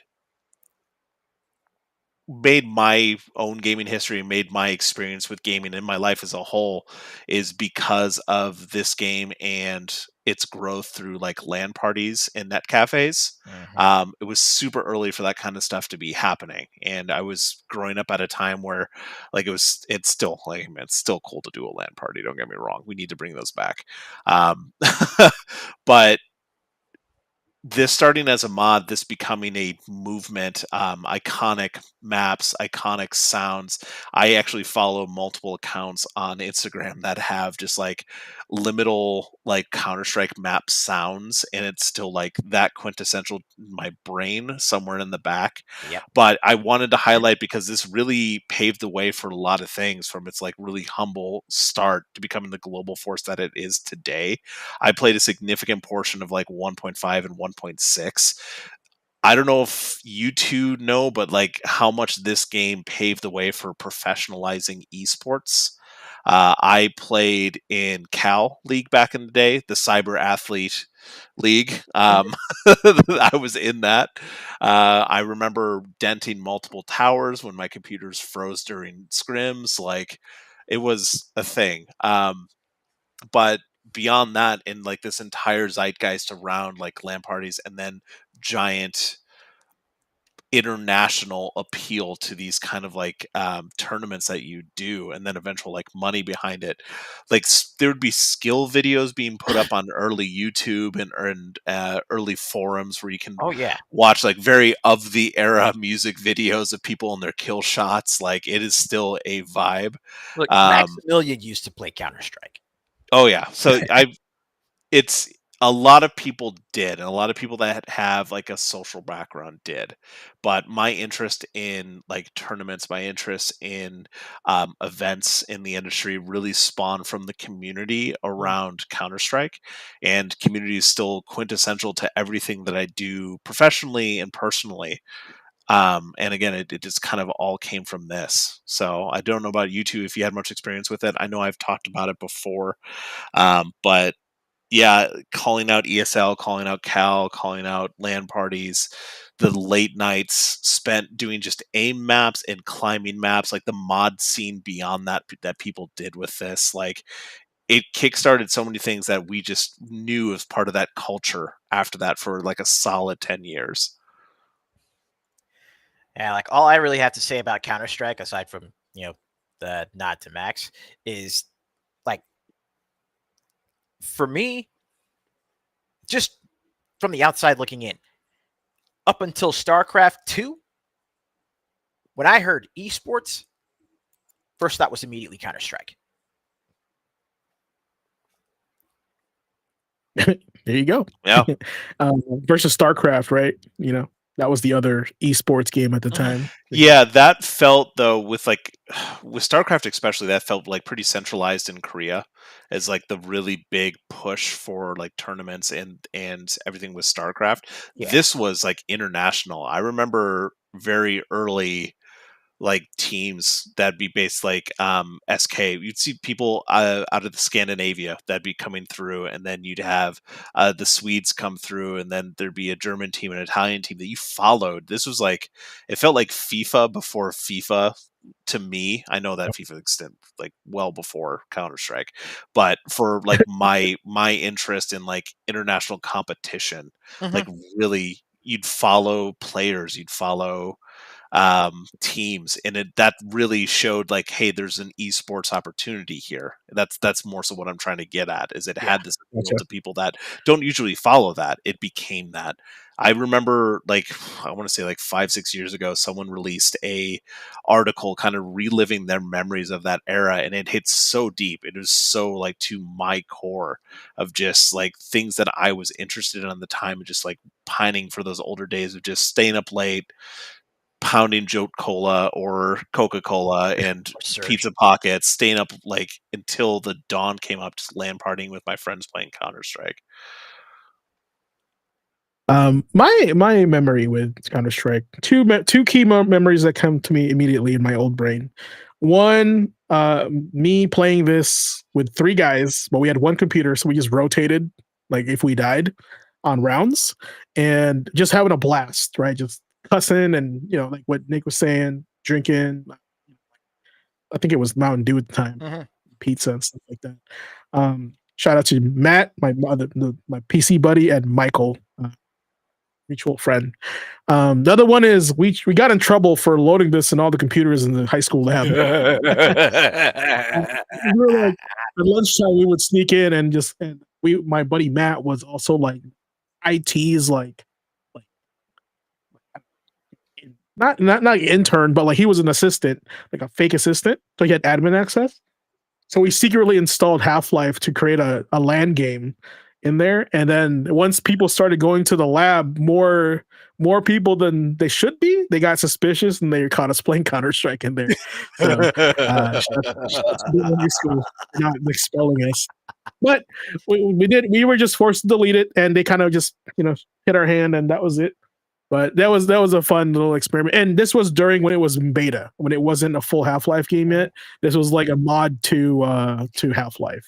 So that's my story. I'll have to see if I can find it, but somewhere I found an old screenshot of like end of game report, my KD ratio of Counter-Strike. It's just, I found it like saved somewhere on a hard drive somewhere. It was just crazy to just see that again. Anyway, onward to this weird game.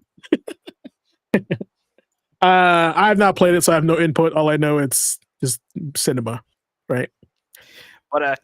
But I chose Death Stranding again, even though I haven't played it, not really planning to. But I chose it because of the massive impact that this game had back when it came out back in 2020. This is Like, yeah.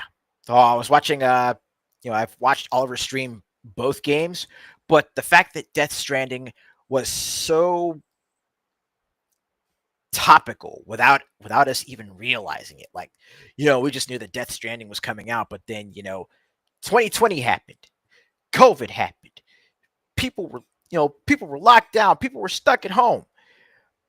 But Death Stranding at its core was a game that was basically about connecting people, bringing them together, connecting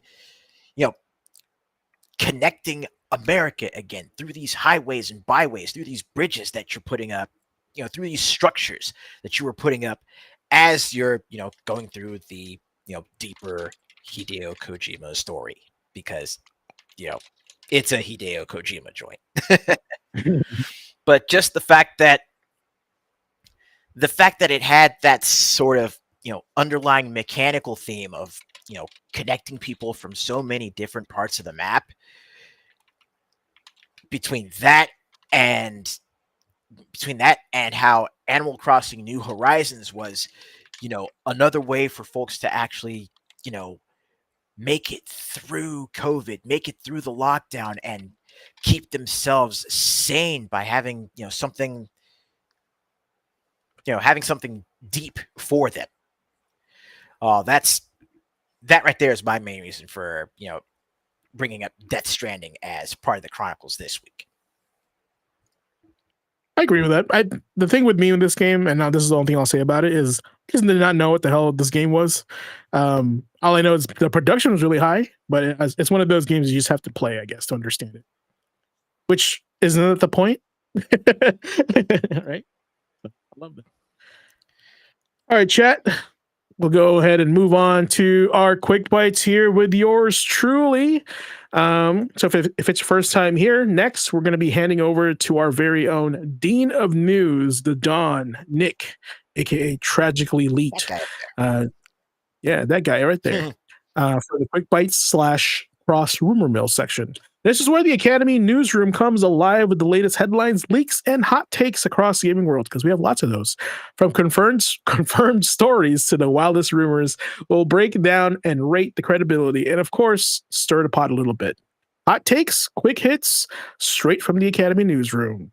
All right, and this is your new Quick Bites intro. Isn't that cool? I love that. Definitely. All right. Take it away, Nicholas.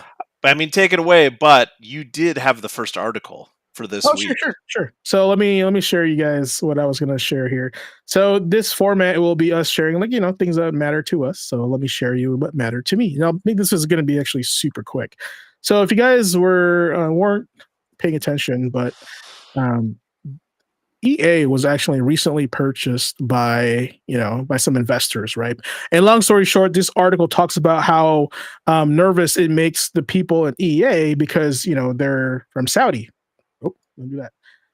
And they share a different culture with us. And one of the biggest things that they're concerning about is the maintaining the creative control. Maybe some of the things that we do here in the West maybe contradict to what they do in the Middle East, right? So will that change things up in the game design? Will that be will these games be subjected to censorship, right? So a lot of the conversations were kind of like floating around back and forth. And they say the guys that created The Sims actually I think recently just took off from EA because they were a little bit concerned about this. And the big thing that I heard from them was diversity is a key thing in The Sims, and we want to keep them. And this acquisition was something they were nervous about. So I wanted to hear from you guys. What are your thoughts on? Do you think they'll censor it? Do you think what's the future in this? Do you think this affects other companies in our games down the road from acquisitions from other countries with different views than the West or the company itself? Well, so far as just taking a look at this, I see this as another way that the industry over in Saudi Arabia is trying to make inroads into the global market as far as purchases and acquisitions. But eventually it's going to get down to the point where, aside from just buying out companies, because we all know how well that's been working for Microsoft, eventually they're going to have to start producing content. So, still waiting for the other shoe to drop on that one. I think the biggest thing to take away from this is it will eventually affect it. This has always been a thing. New ownership takes over, projects take on a different scope. The owners get to decide that. They're the ones writing the checks. Yep. So it's only going to be a matter of time. How it's going to affect it, I think, is the conversation to have. And we don't need to do it all tonight. Again, this is a lot of news has happened in the month we've been out, but we're just trying to highlight a few of them. This is definitely one we're talking about, especially to someone like me who's a huge fan of BioWare games. And there's a fair amount of diversity, especially romantic diversity, and a lot of fans love their characters in there. And a lot of that doesn't exactly line up with the views of the new ownership and the new culture. So we're kind of going into a little bit of, I want to say, like, uncharted territory. There's been other international ownership before. We've seen a lot of stuff, like Embracer Group, for example, owns a wide variety and a wide swath of the video game industry, for better or worse. We can talk about a lot of those projects going, sideways. Not always due to ownership, though. So this is something that's new. This is something that feels like it's a very different kind of ownership group. And then also part of this ownership, some of the other stakeholders in it, including Jared Kushner, is now has ownership in EA as well, his investor group, and he's got different views than us, and he's from here, so we'll see kind of thing. But I definitely feel like some of my favorite games that are currently in development may get the axe soon, and that's something that's been talked about. There's no reason for them to decide that Mass Effect is worth releasing anymore after seeing Inquisition fail numbers. Like, what makes them think with new ownership they're going to want to continue that project, because it's still very early in development, right? So that's what I take away from it. Yeah, not to go into too deep, but everything you said definitely has merit into it, and considering the nature of these companies now, they're going to go with, what's trendy, what makes the most money, regardless of our memories and emotions of the games that we loved the most, right? So that's the unfortunate truth that we all got to face. The only thing that's interesting about this article that I read over here is specifically this line. However, the official statement says there will be no immediate changes, air quotes, to jobs, teams, or or daily work within EA after the deal goes through. So that's, to me, it's suspicious, because that's like playing with language. Immediate changes. Exhibit A, Xbox and its acquisitions. That's right. There was no immediate when they bought Activision Blizzard, but 1 year later, look at what's happened. Yeah. And with how long it takes for game dev nowadays, with how long it may take for the next Mass Effect to even get to a potential alpha milestone or a beta milestone, like, I don't think it'll be around. Right now, but a year from now, they're going to be able to actually action things. You take over a giant company like this, there's so many moving parts. It's going to take time to figure out what you have anyway, right? So by the time they figure it out, then they'll axe these. Yeah, like Blue said in chat, define immediate. Like you said, playing with language. But there's, with EA's history, even with new ownership, you're immediately going to jump to the negative, at least with their latest track records, right? In the last 15 years. So, that's what I take away from it. Cool. That's all I got. What you got? My first article, I just want to bring this up really quick. It's going to be number 1 over here. Let's put it on.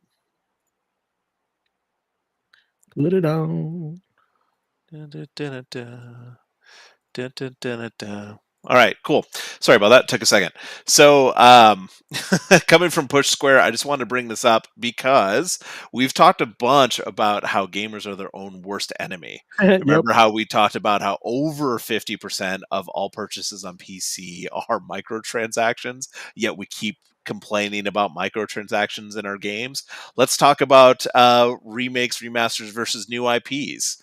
There's a whole conversation to be had about the viability and how much it costs and how much time it takes and all of that stuff. But there was a new research report that happened, And it appears that remakes of older video games, generate double the money than remasters. Research conducted over the past 2 years has revealed.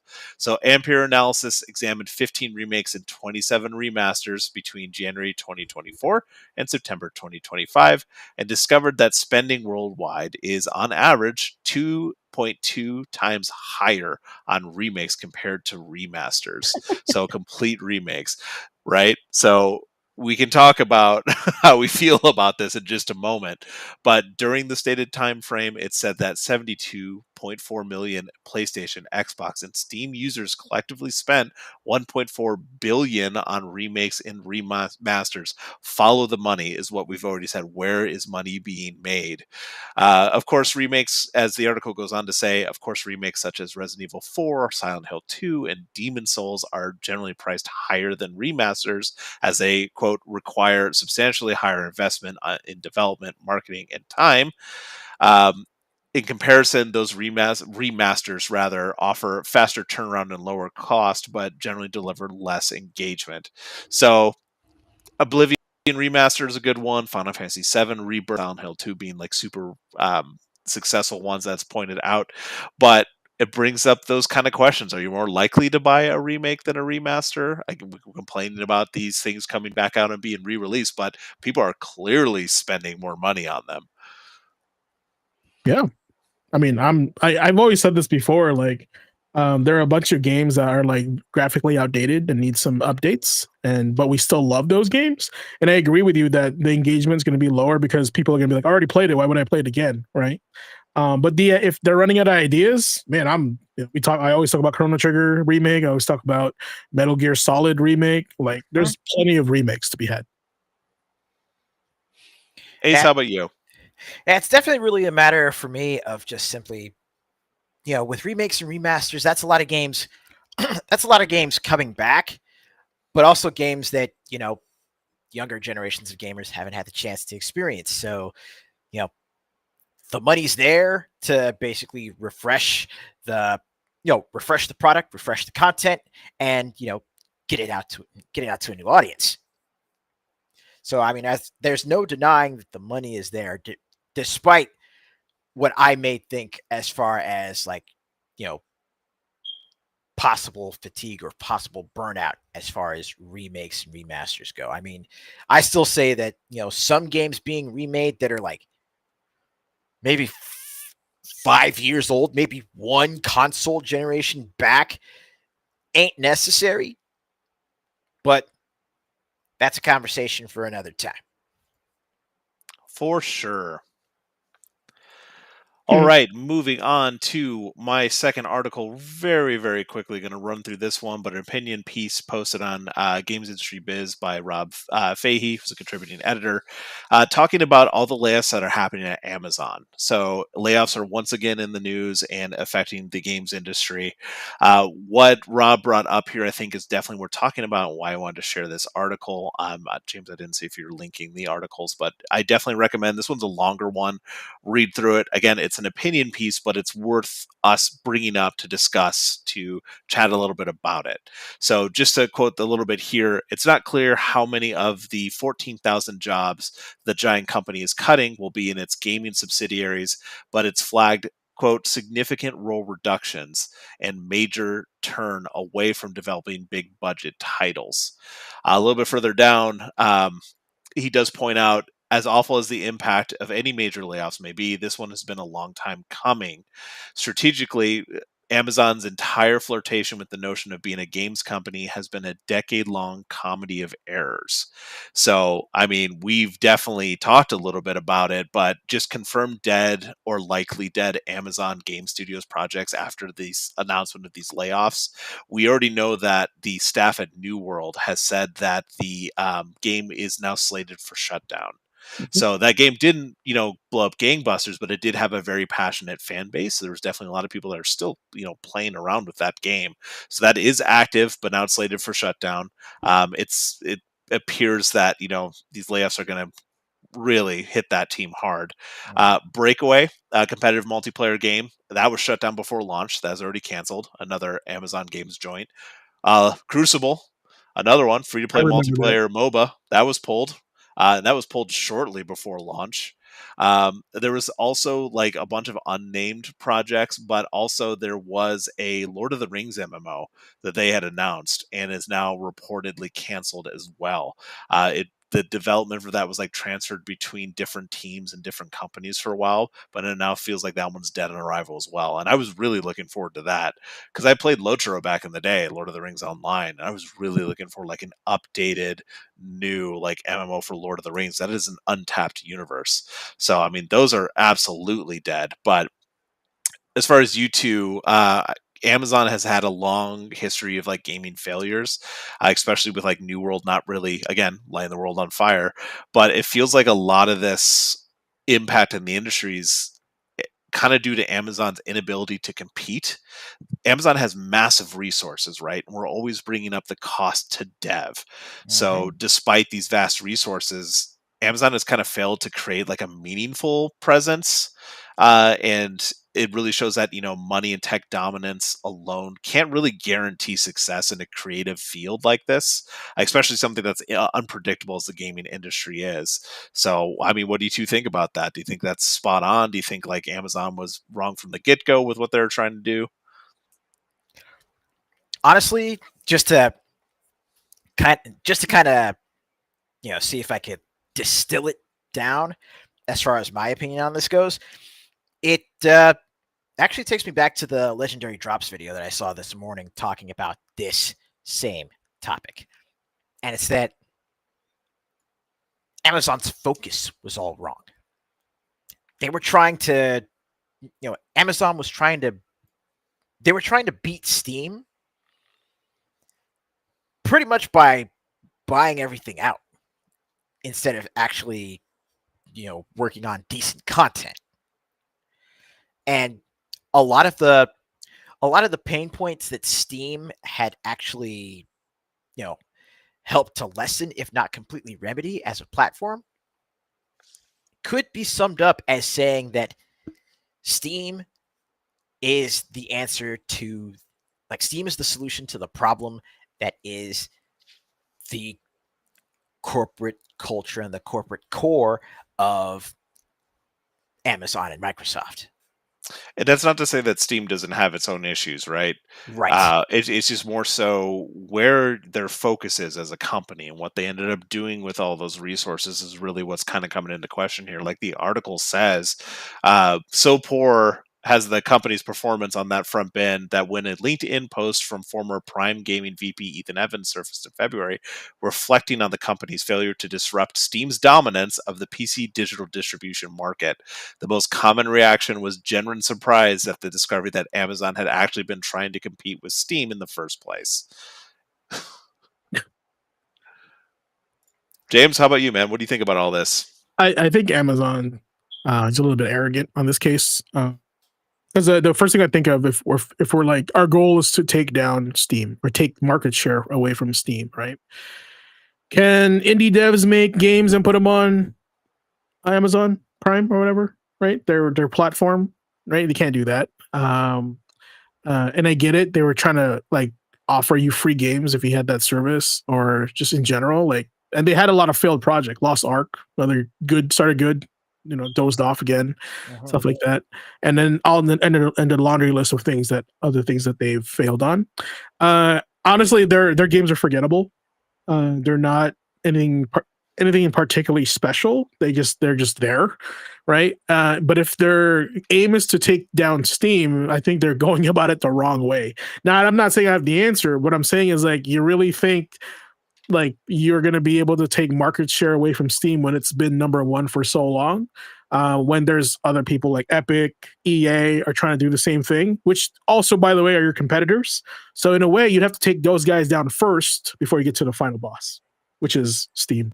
So I'm not a business CEO and I don't make those decisions, but I just feel like somebody had dropped the ball on if that was the goal of their mission. So. Yeah, again, it's the fragmented nature of all this. Because remember, they had the Luna streaming service as well, which was like their answer to the Stadia, right? It felt like they were trying to do everything and nothing at the same time. I don't know. That's just kind of what I take away from it. Anyway, definitely check out that article when you get the chance. It's definitely worth reading through that opinion piece, just kind of really understanding what's happening in the market, and something like these layoffs at these big tech companies and the gaming that kind of dies from there. I'm going to respond to Jagos real quick. Steam does nothing and wins. So when you think of Steam, you think of, I'm going to go play a PC game and Steam has it for sale without me going to the store, right? If I have a computer. Okay. Jagos, when you think of Amazon, what do you think of? I'm going to go buy that game on Amazon so it can get shipped to me so I can play it on my console or whatever. So it's the way people are associating the names. Right. So that's why I was like the arrogance of Amazon to think that they can be thought of like Steam. That they deserve to lose that money. Now, I'm not saying those guys deserve to lose those jobs, but whoever was in charge really dropped the ball on that simple thing I just told you. That's all. Eat. Oh, take a drink.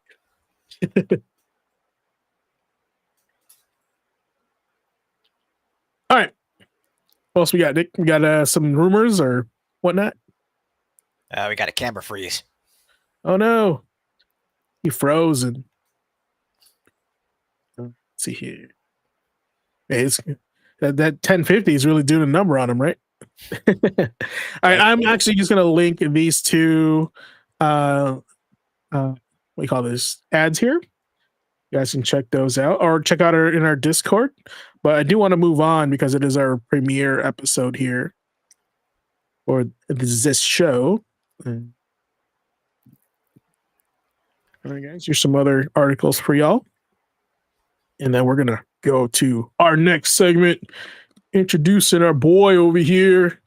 All right. So now, folks, it's time for the master class. All right, I'm gonna pop this up here. Boom. The tech with our resident sensei of strategy, Blazing Ace Nelson. Look at that handsome fellow right there. Now, every week, Ace breaks down the art of gaming mastery, from mechanics to muscle memory to mindset and momentum, all the M's. Now, tonight's lesson, I don't know, Ace, what you got for us, buddy? I will gladly take the wheel from here. So for this week's edition of the tech, let's take a step back. Instead of squaring up with, one individual character from a specific game, let's get back to one of the fundamentals of gaming that goes all the way back. And I'm talking well beyond even Mario. From the rudimentary tabletop of Pong and even the theater of the mind that is D&D, to the high fidelity and sometimes low polygon count, or high sprite count, battlegrounds of today's blockbusters. There's one thing that all gamers make use of: movement. Heck, even outside of video gaming, oftentimes before you even dig deep into learning any sort of active techniques for your chosen hobby or sport or martial art, your stance and your footwork has to be fine-tuned. Before you can control the space around you, you gotta be able to navigate it without tripping over yourself. You have to acquaint yourself with what I like to call the way of momentum. So to kind of, help bridge the gap and help, bring people into this sort of introductory course, let's take a physics lesson. Part of Newton's first law of physics, the law of inertia, states that a body at rest remains thus until acted upon by an external force. This applies with any sort of fast-paced game. However, the amount of time that you can remain at rest is limited in these games. If you turtle too long blocking attacks, eventually your guard breaks or you take enough chip damage to end the fight. In a good number of cases, the best way to avoid taking damage is to not be there for the hit to land in the first place.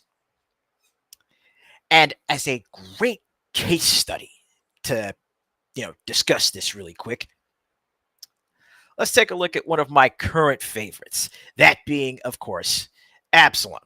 Shall we go ahead and just keep discussing that here, or you want me to pull up pull up the screen for some gameplay.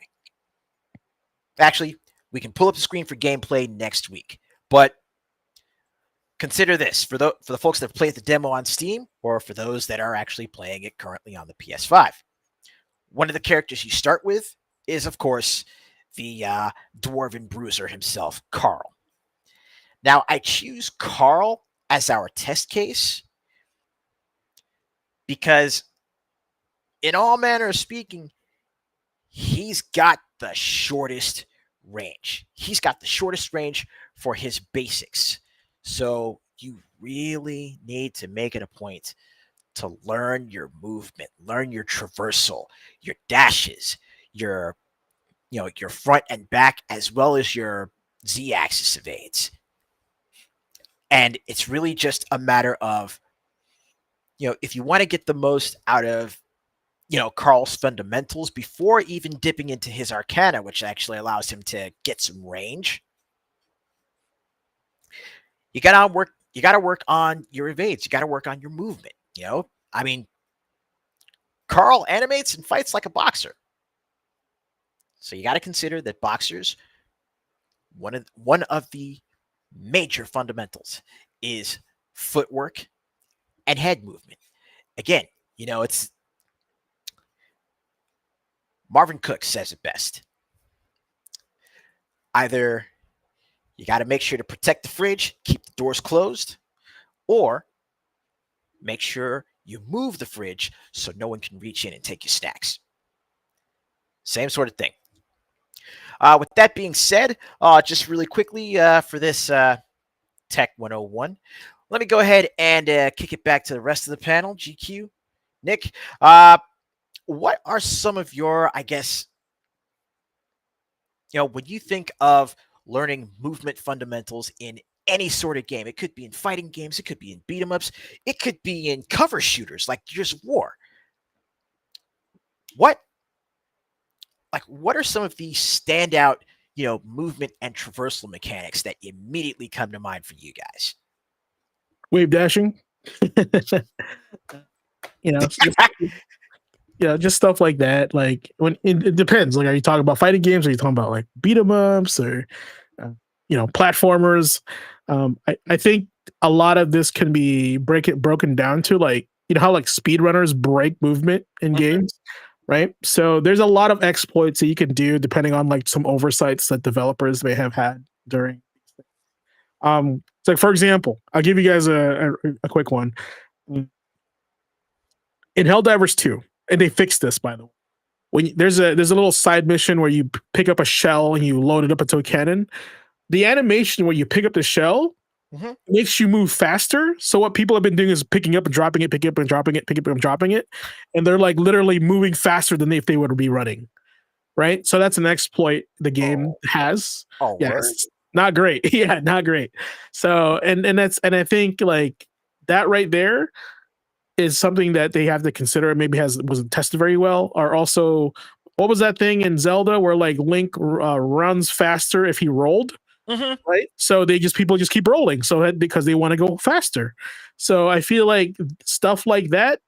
I think it's great, but just needs to be tested more. Right. And it's funny enough that you mentioned wave dashing because I have been cracked out, but also fortunate enough to discover something similar to that in, games outside of fighters. Because, let's say Dynasty Warriors, specifically Dynasty Warriors 7, where they actually introduced, jump canceling for speed-based characters like Jotai in particular. Jump canceling, like his midair charge attack actually has him like descend to the ground at a rather shallow angle, but he moves fast. And you can jump cancel that once you hit the ground. So you can literally use Jotai's charge attack to wave dash. And between that and, of course, the 60-second Musou run with God Ning, you've pretty much got some of the fastest traversal methods in those games. Yeah. Or in Warframe. Like in Warframe, if you actually like link together not only your ground slide, but also your bullet jump, and your double jump and your, using the slide, because when you use that, like if you tap the evade button, you roll. Mm. So holding evade for the slide, and then hitting jump while you're holding that. So you do the bullet jump, which takes you into the air, and then double jumping off of that and hitting evade. So you do the roll. Not only is it a speed boost, but it's also something that keeps you airborne for longer. It's basically in some circles, they call it the Tenno wave dash. Yeah, it sounds like very similar to DMC combos where they figure out how to break the character, because you have a double jump, but it resets if you actually bounce off another like a mob, right? And so it's stuff like that like you learn as you're playing the game. There's like what you said, right? You can play the game effectively, but like the masters know every bit and pieces and they exploit these things. Sometimes it doesn't look pretty. Like Shine Spark runs in Metroid. Yeah, exactly. So that's and honestly, I just feel like I always claim a source of pride whenever gamers break stuff like that, because they're playing it to a point where they're just not like going through the motions. They're actually trying to figure out what's the most optimal way to play this game, and I think that's special. It shows that they know the rules well enough to break them. Homie, the final fight glitch. Punch, punch, punch, look away. Punch, punch, punch, look away. That's something they should have thought about. The glitch that turned into Cody's super. Exactly. And they were like, all right, let's just put it in the game just for the lull. So I think stuff like that is so like endearing to me when gamers figure that out. And the more folks figure that out, it actually turns into something of a signature for certain games or certain players. Yeah. I honestly if the best place to see what you're talking about is speedrun games. When people are speedrunning something, they use the most busted stuff when it comes to movement, and you just go like, wow, I didn't even know my character could do that. And I play this game, right? Because they just know they played it so much into the point of optimal gameplay, right? So it's crazy. And it's something that's just absolutely fantastic to see. And it's one of those things where it really makes you want to take a quick step back and just go back through and, find some of your favorite games, find, whatever movement tutorials they have, and just kind of, revisit them. Which brings me from our case study to your homework for the week. Uh-oh. So, pop quiz, hotshot. What I would like for folks to do, now, unlike most college courses, the homework is optional, but I can tell you right now, the homework is going to be fun. So check it out. What I'd like for y'all to do is, simply put, practice movement text in any given game for 10 seconds or 10 reps. For stuff where you got to hold down the button, like say, sprinting in certain games, or, just, moving in general, moving around your theater of operations. Give it 10 seconds, at minimum, 10 seconds for each type of movement, or for anything where you need to press a button. So like your evades, give it 10 reps. Work on the muscle memory. Block out bare minimum a half hour to, go through these movement tutorials. Doesn't matter the game you choose. And then take that repetition, take that practice, and try and apply each technique that the game shows you at least once in a live fire scenario or an active stage. And just as you do, take note of the difference in the gameplay. Take note of how incorporating, some stuff that you might have forgotten and needed a refresher on, take note of how it changes how you interact with the game that you choose.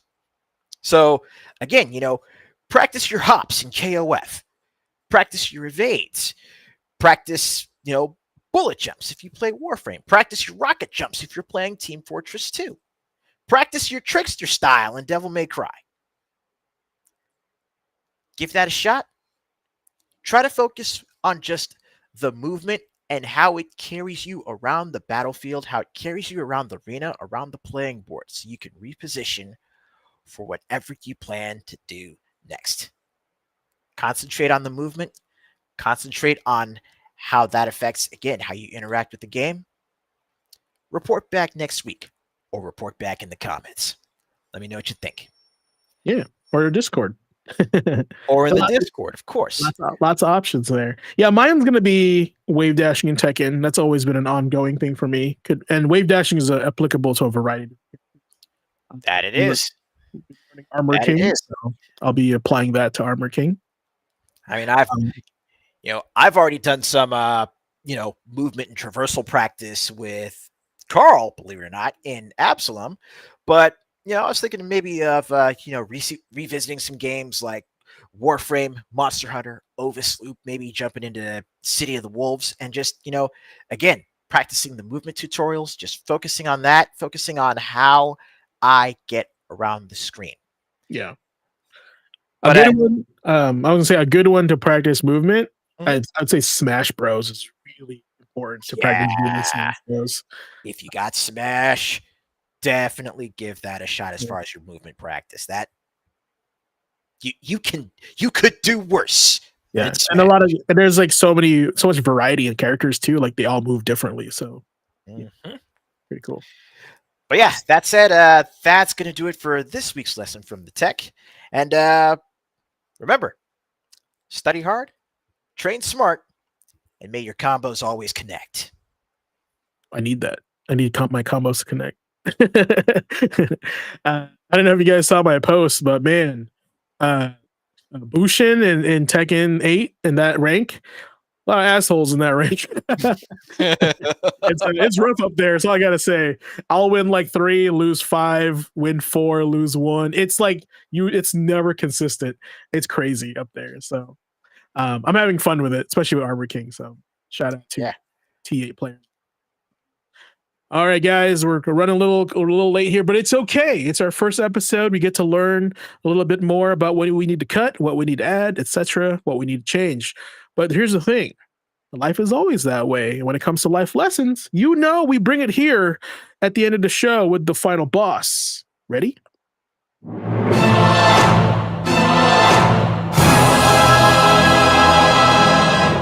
You've trained, you've leveled up, now face the final boss.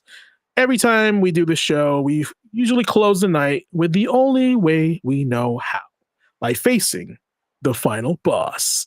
The segment where gaming meets life and we draw strength from every victory, loss, and respawn. Tonight's lesson is called New Game Plus. It's just the beginning in honor of our new season. Because the credits may have rolled on season 1, but the next chapter is where the real challenge begins. And I feel like I should play this. I feel like that was appropriate for that little statement there. Yeah.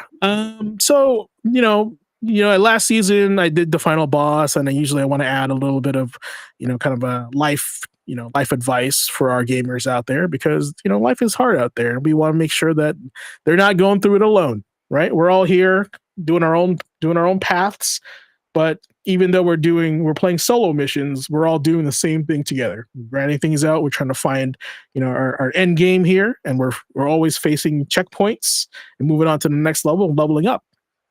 So tonight, I want to talk about New Game Plus, right? So when you finish the game, the credits roll, the music swells, the hero stands tall, right? And you think, well, that's it. But then the menu changes. A new option appears. First of all, is there a New Game Plus there's a New Game Plus in Absalom, right? Oh, yeah. Have you beaten Chained Echoes yet? Does that have New Game Plus? I have beaten Chained Echoes. Okay, cool. And no, there isn't New Game Plus from what I saw, but I can double check. Okay. Well, New Game Plus, it's the developer's way of just saying, you're not done. You've just begun. Because New Game Plus isn't about starting over. It's about starting again with everything you've learned. Now, think about this. Think about Dark Souls, right? That first playthrough, brutal. Every boss feels impossible, but when you hit New Game Plus, you don't walk into that world scared. You stride in prepared. Bars. You know the patterns, the traps, the timing. The game didn't get easier. No, sir. You got better. Okay? That's us right now. Season 1 was our first campaign, our first journey through the fog, right? We faced the bosses of burnout, the mini bosses of doubt, the RNG of chaos that is life. Okay? But now we're back, stronger, wiser, and armed with experience. Okay? This is our New Game Plus. And we're loading in with the best gear possible. No, it's not the shirt. No, it's not the hat. Knowledge. All right. Ace just gave you some minutes ago. Right. In God of War, Ragnarok, Kratos doesn't fear what's next. He carries every scar, every battle, and every lesson from before into the next war. In Final Fantasy VII Remake, Cloud's blade isn't just heavy with steel, it's heavy with a purpose. Right. And in Zelda, Tears of the Kingdom, Link doesn't rebuild the world by starting over. He builds on what he learned before. All right. And that's how we live in this next season. Not as the same players from last season, but as heroes carrying our saves forward. Okay. Because life, like gaming, rewards persistence. We fail, we respawn, we adapt, we find shortcuts, we test new builds, we grind when no one's watching. That's the player mindset. That's the gamer's advantage, right? When somebody says, oh, you're a gamer, and they look at you weird, no. Think about that and tell them that, all right? Hey, I'm a gamer. When I fail, I respawn, we adapt. We find shortcuts, I test out new builds, we grind when no one's watching, right? That's my mindset. What's your mindset? Don't be ashamed of being a gamer. Take pride in it, right? And apply it to real life situations for you. That's the gamer's advantage. Something you already have that you didn't know. And that's what Gaming Academy is all about, guys. Taking those lessons we've learned from the controller, applying them to how we live, lead, and grow. Okay? So tonight, as we launch into this new chapter, remember, the first playthrough taught you the rules. Now it's time to master the game. Right, as we go back here to the tech, what does that say? Learn to craft, master the game. All right, we got faculty here to help you out with that. Okay. New Game Plus doesn't mean that the journey is over. It just means you've earned the right to take everything you've learned and go again. Because the credits, they don't mark the end, friends. They mark the beginning of the next level. You've trained. You've leveled up. Now face the final boss. All right. That is our intro for the final boss this year. Play hard, learn harder, face your final boss. All right. Take that with you guys tonight. Right. Tell your friends, tell your family. We're a gamer like a badge. I go to the Gaming Academy. Right. 8 p.m. Tuesday night. That's where I learned it. All right, I've been gaming for so long, but they help, they help sharpen my steel. All right, so you just know that, okay? All right. Woo! How'd you guys feel about that one? It's a damn good one, and yeah, just consider this. It's just like GQ said. Tuesday nights, 8 p.m. You can find us right here, reminding you that life is asynchronous multiplayer. You're not going through this alone. You've got folks at your side. You've got folks at your back. And you can have us on your chest and also on your hat if you get the gear. That's all I'm saying. But yeah, and jokes aside, I appreciate you guys coming back as always to me, which is access to move forward. Right, work hard, play hard, game hard. Jagos, take this with you, man. You've trained, you've leveled up, face the final boss. Now that final boss, we don't know who that is yet, but just let you know, this is just the first part of this. This is ongoing. I'm gonna make every final boss connect. You'll see, right? It's gonna be related. All of them are gonna be related. Okay, take that with you. What did I say? I'm gonna put this on a shirt, guys. Right? What did I put? I said.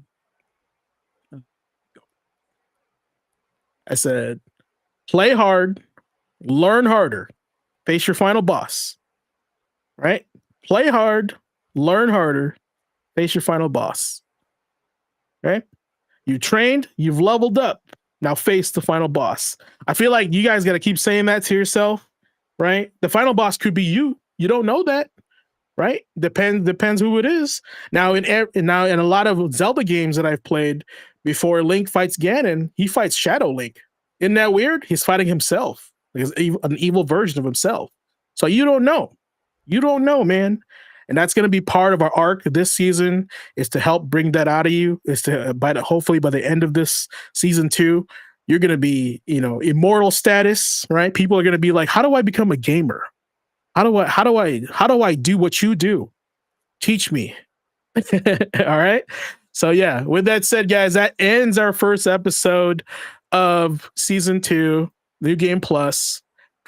Man, I had a good time, Ace. I mean, kind of sad that by the way, Nick disappeared because his power went out. Just to let you know, he didn't abandon me. His stuff just said, yeah, his power just was literally deleted itself. Yeah, which is weird because he lives 2 floors above me, and my power is fine. So there's probably something wrong with his breaker or something.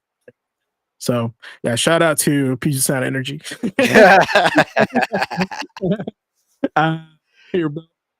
It's cold out there, folks.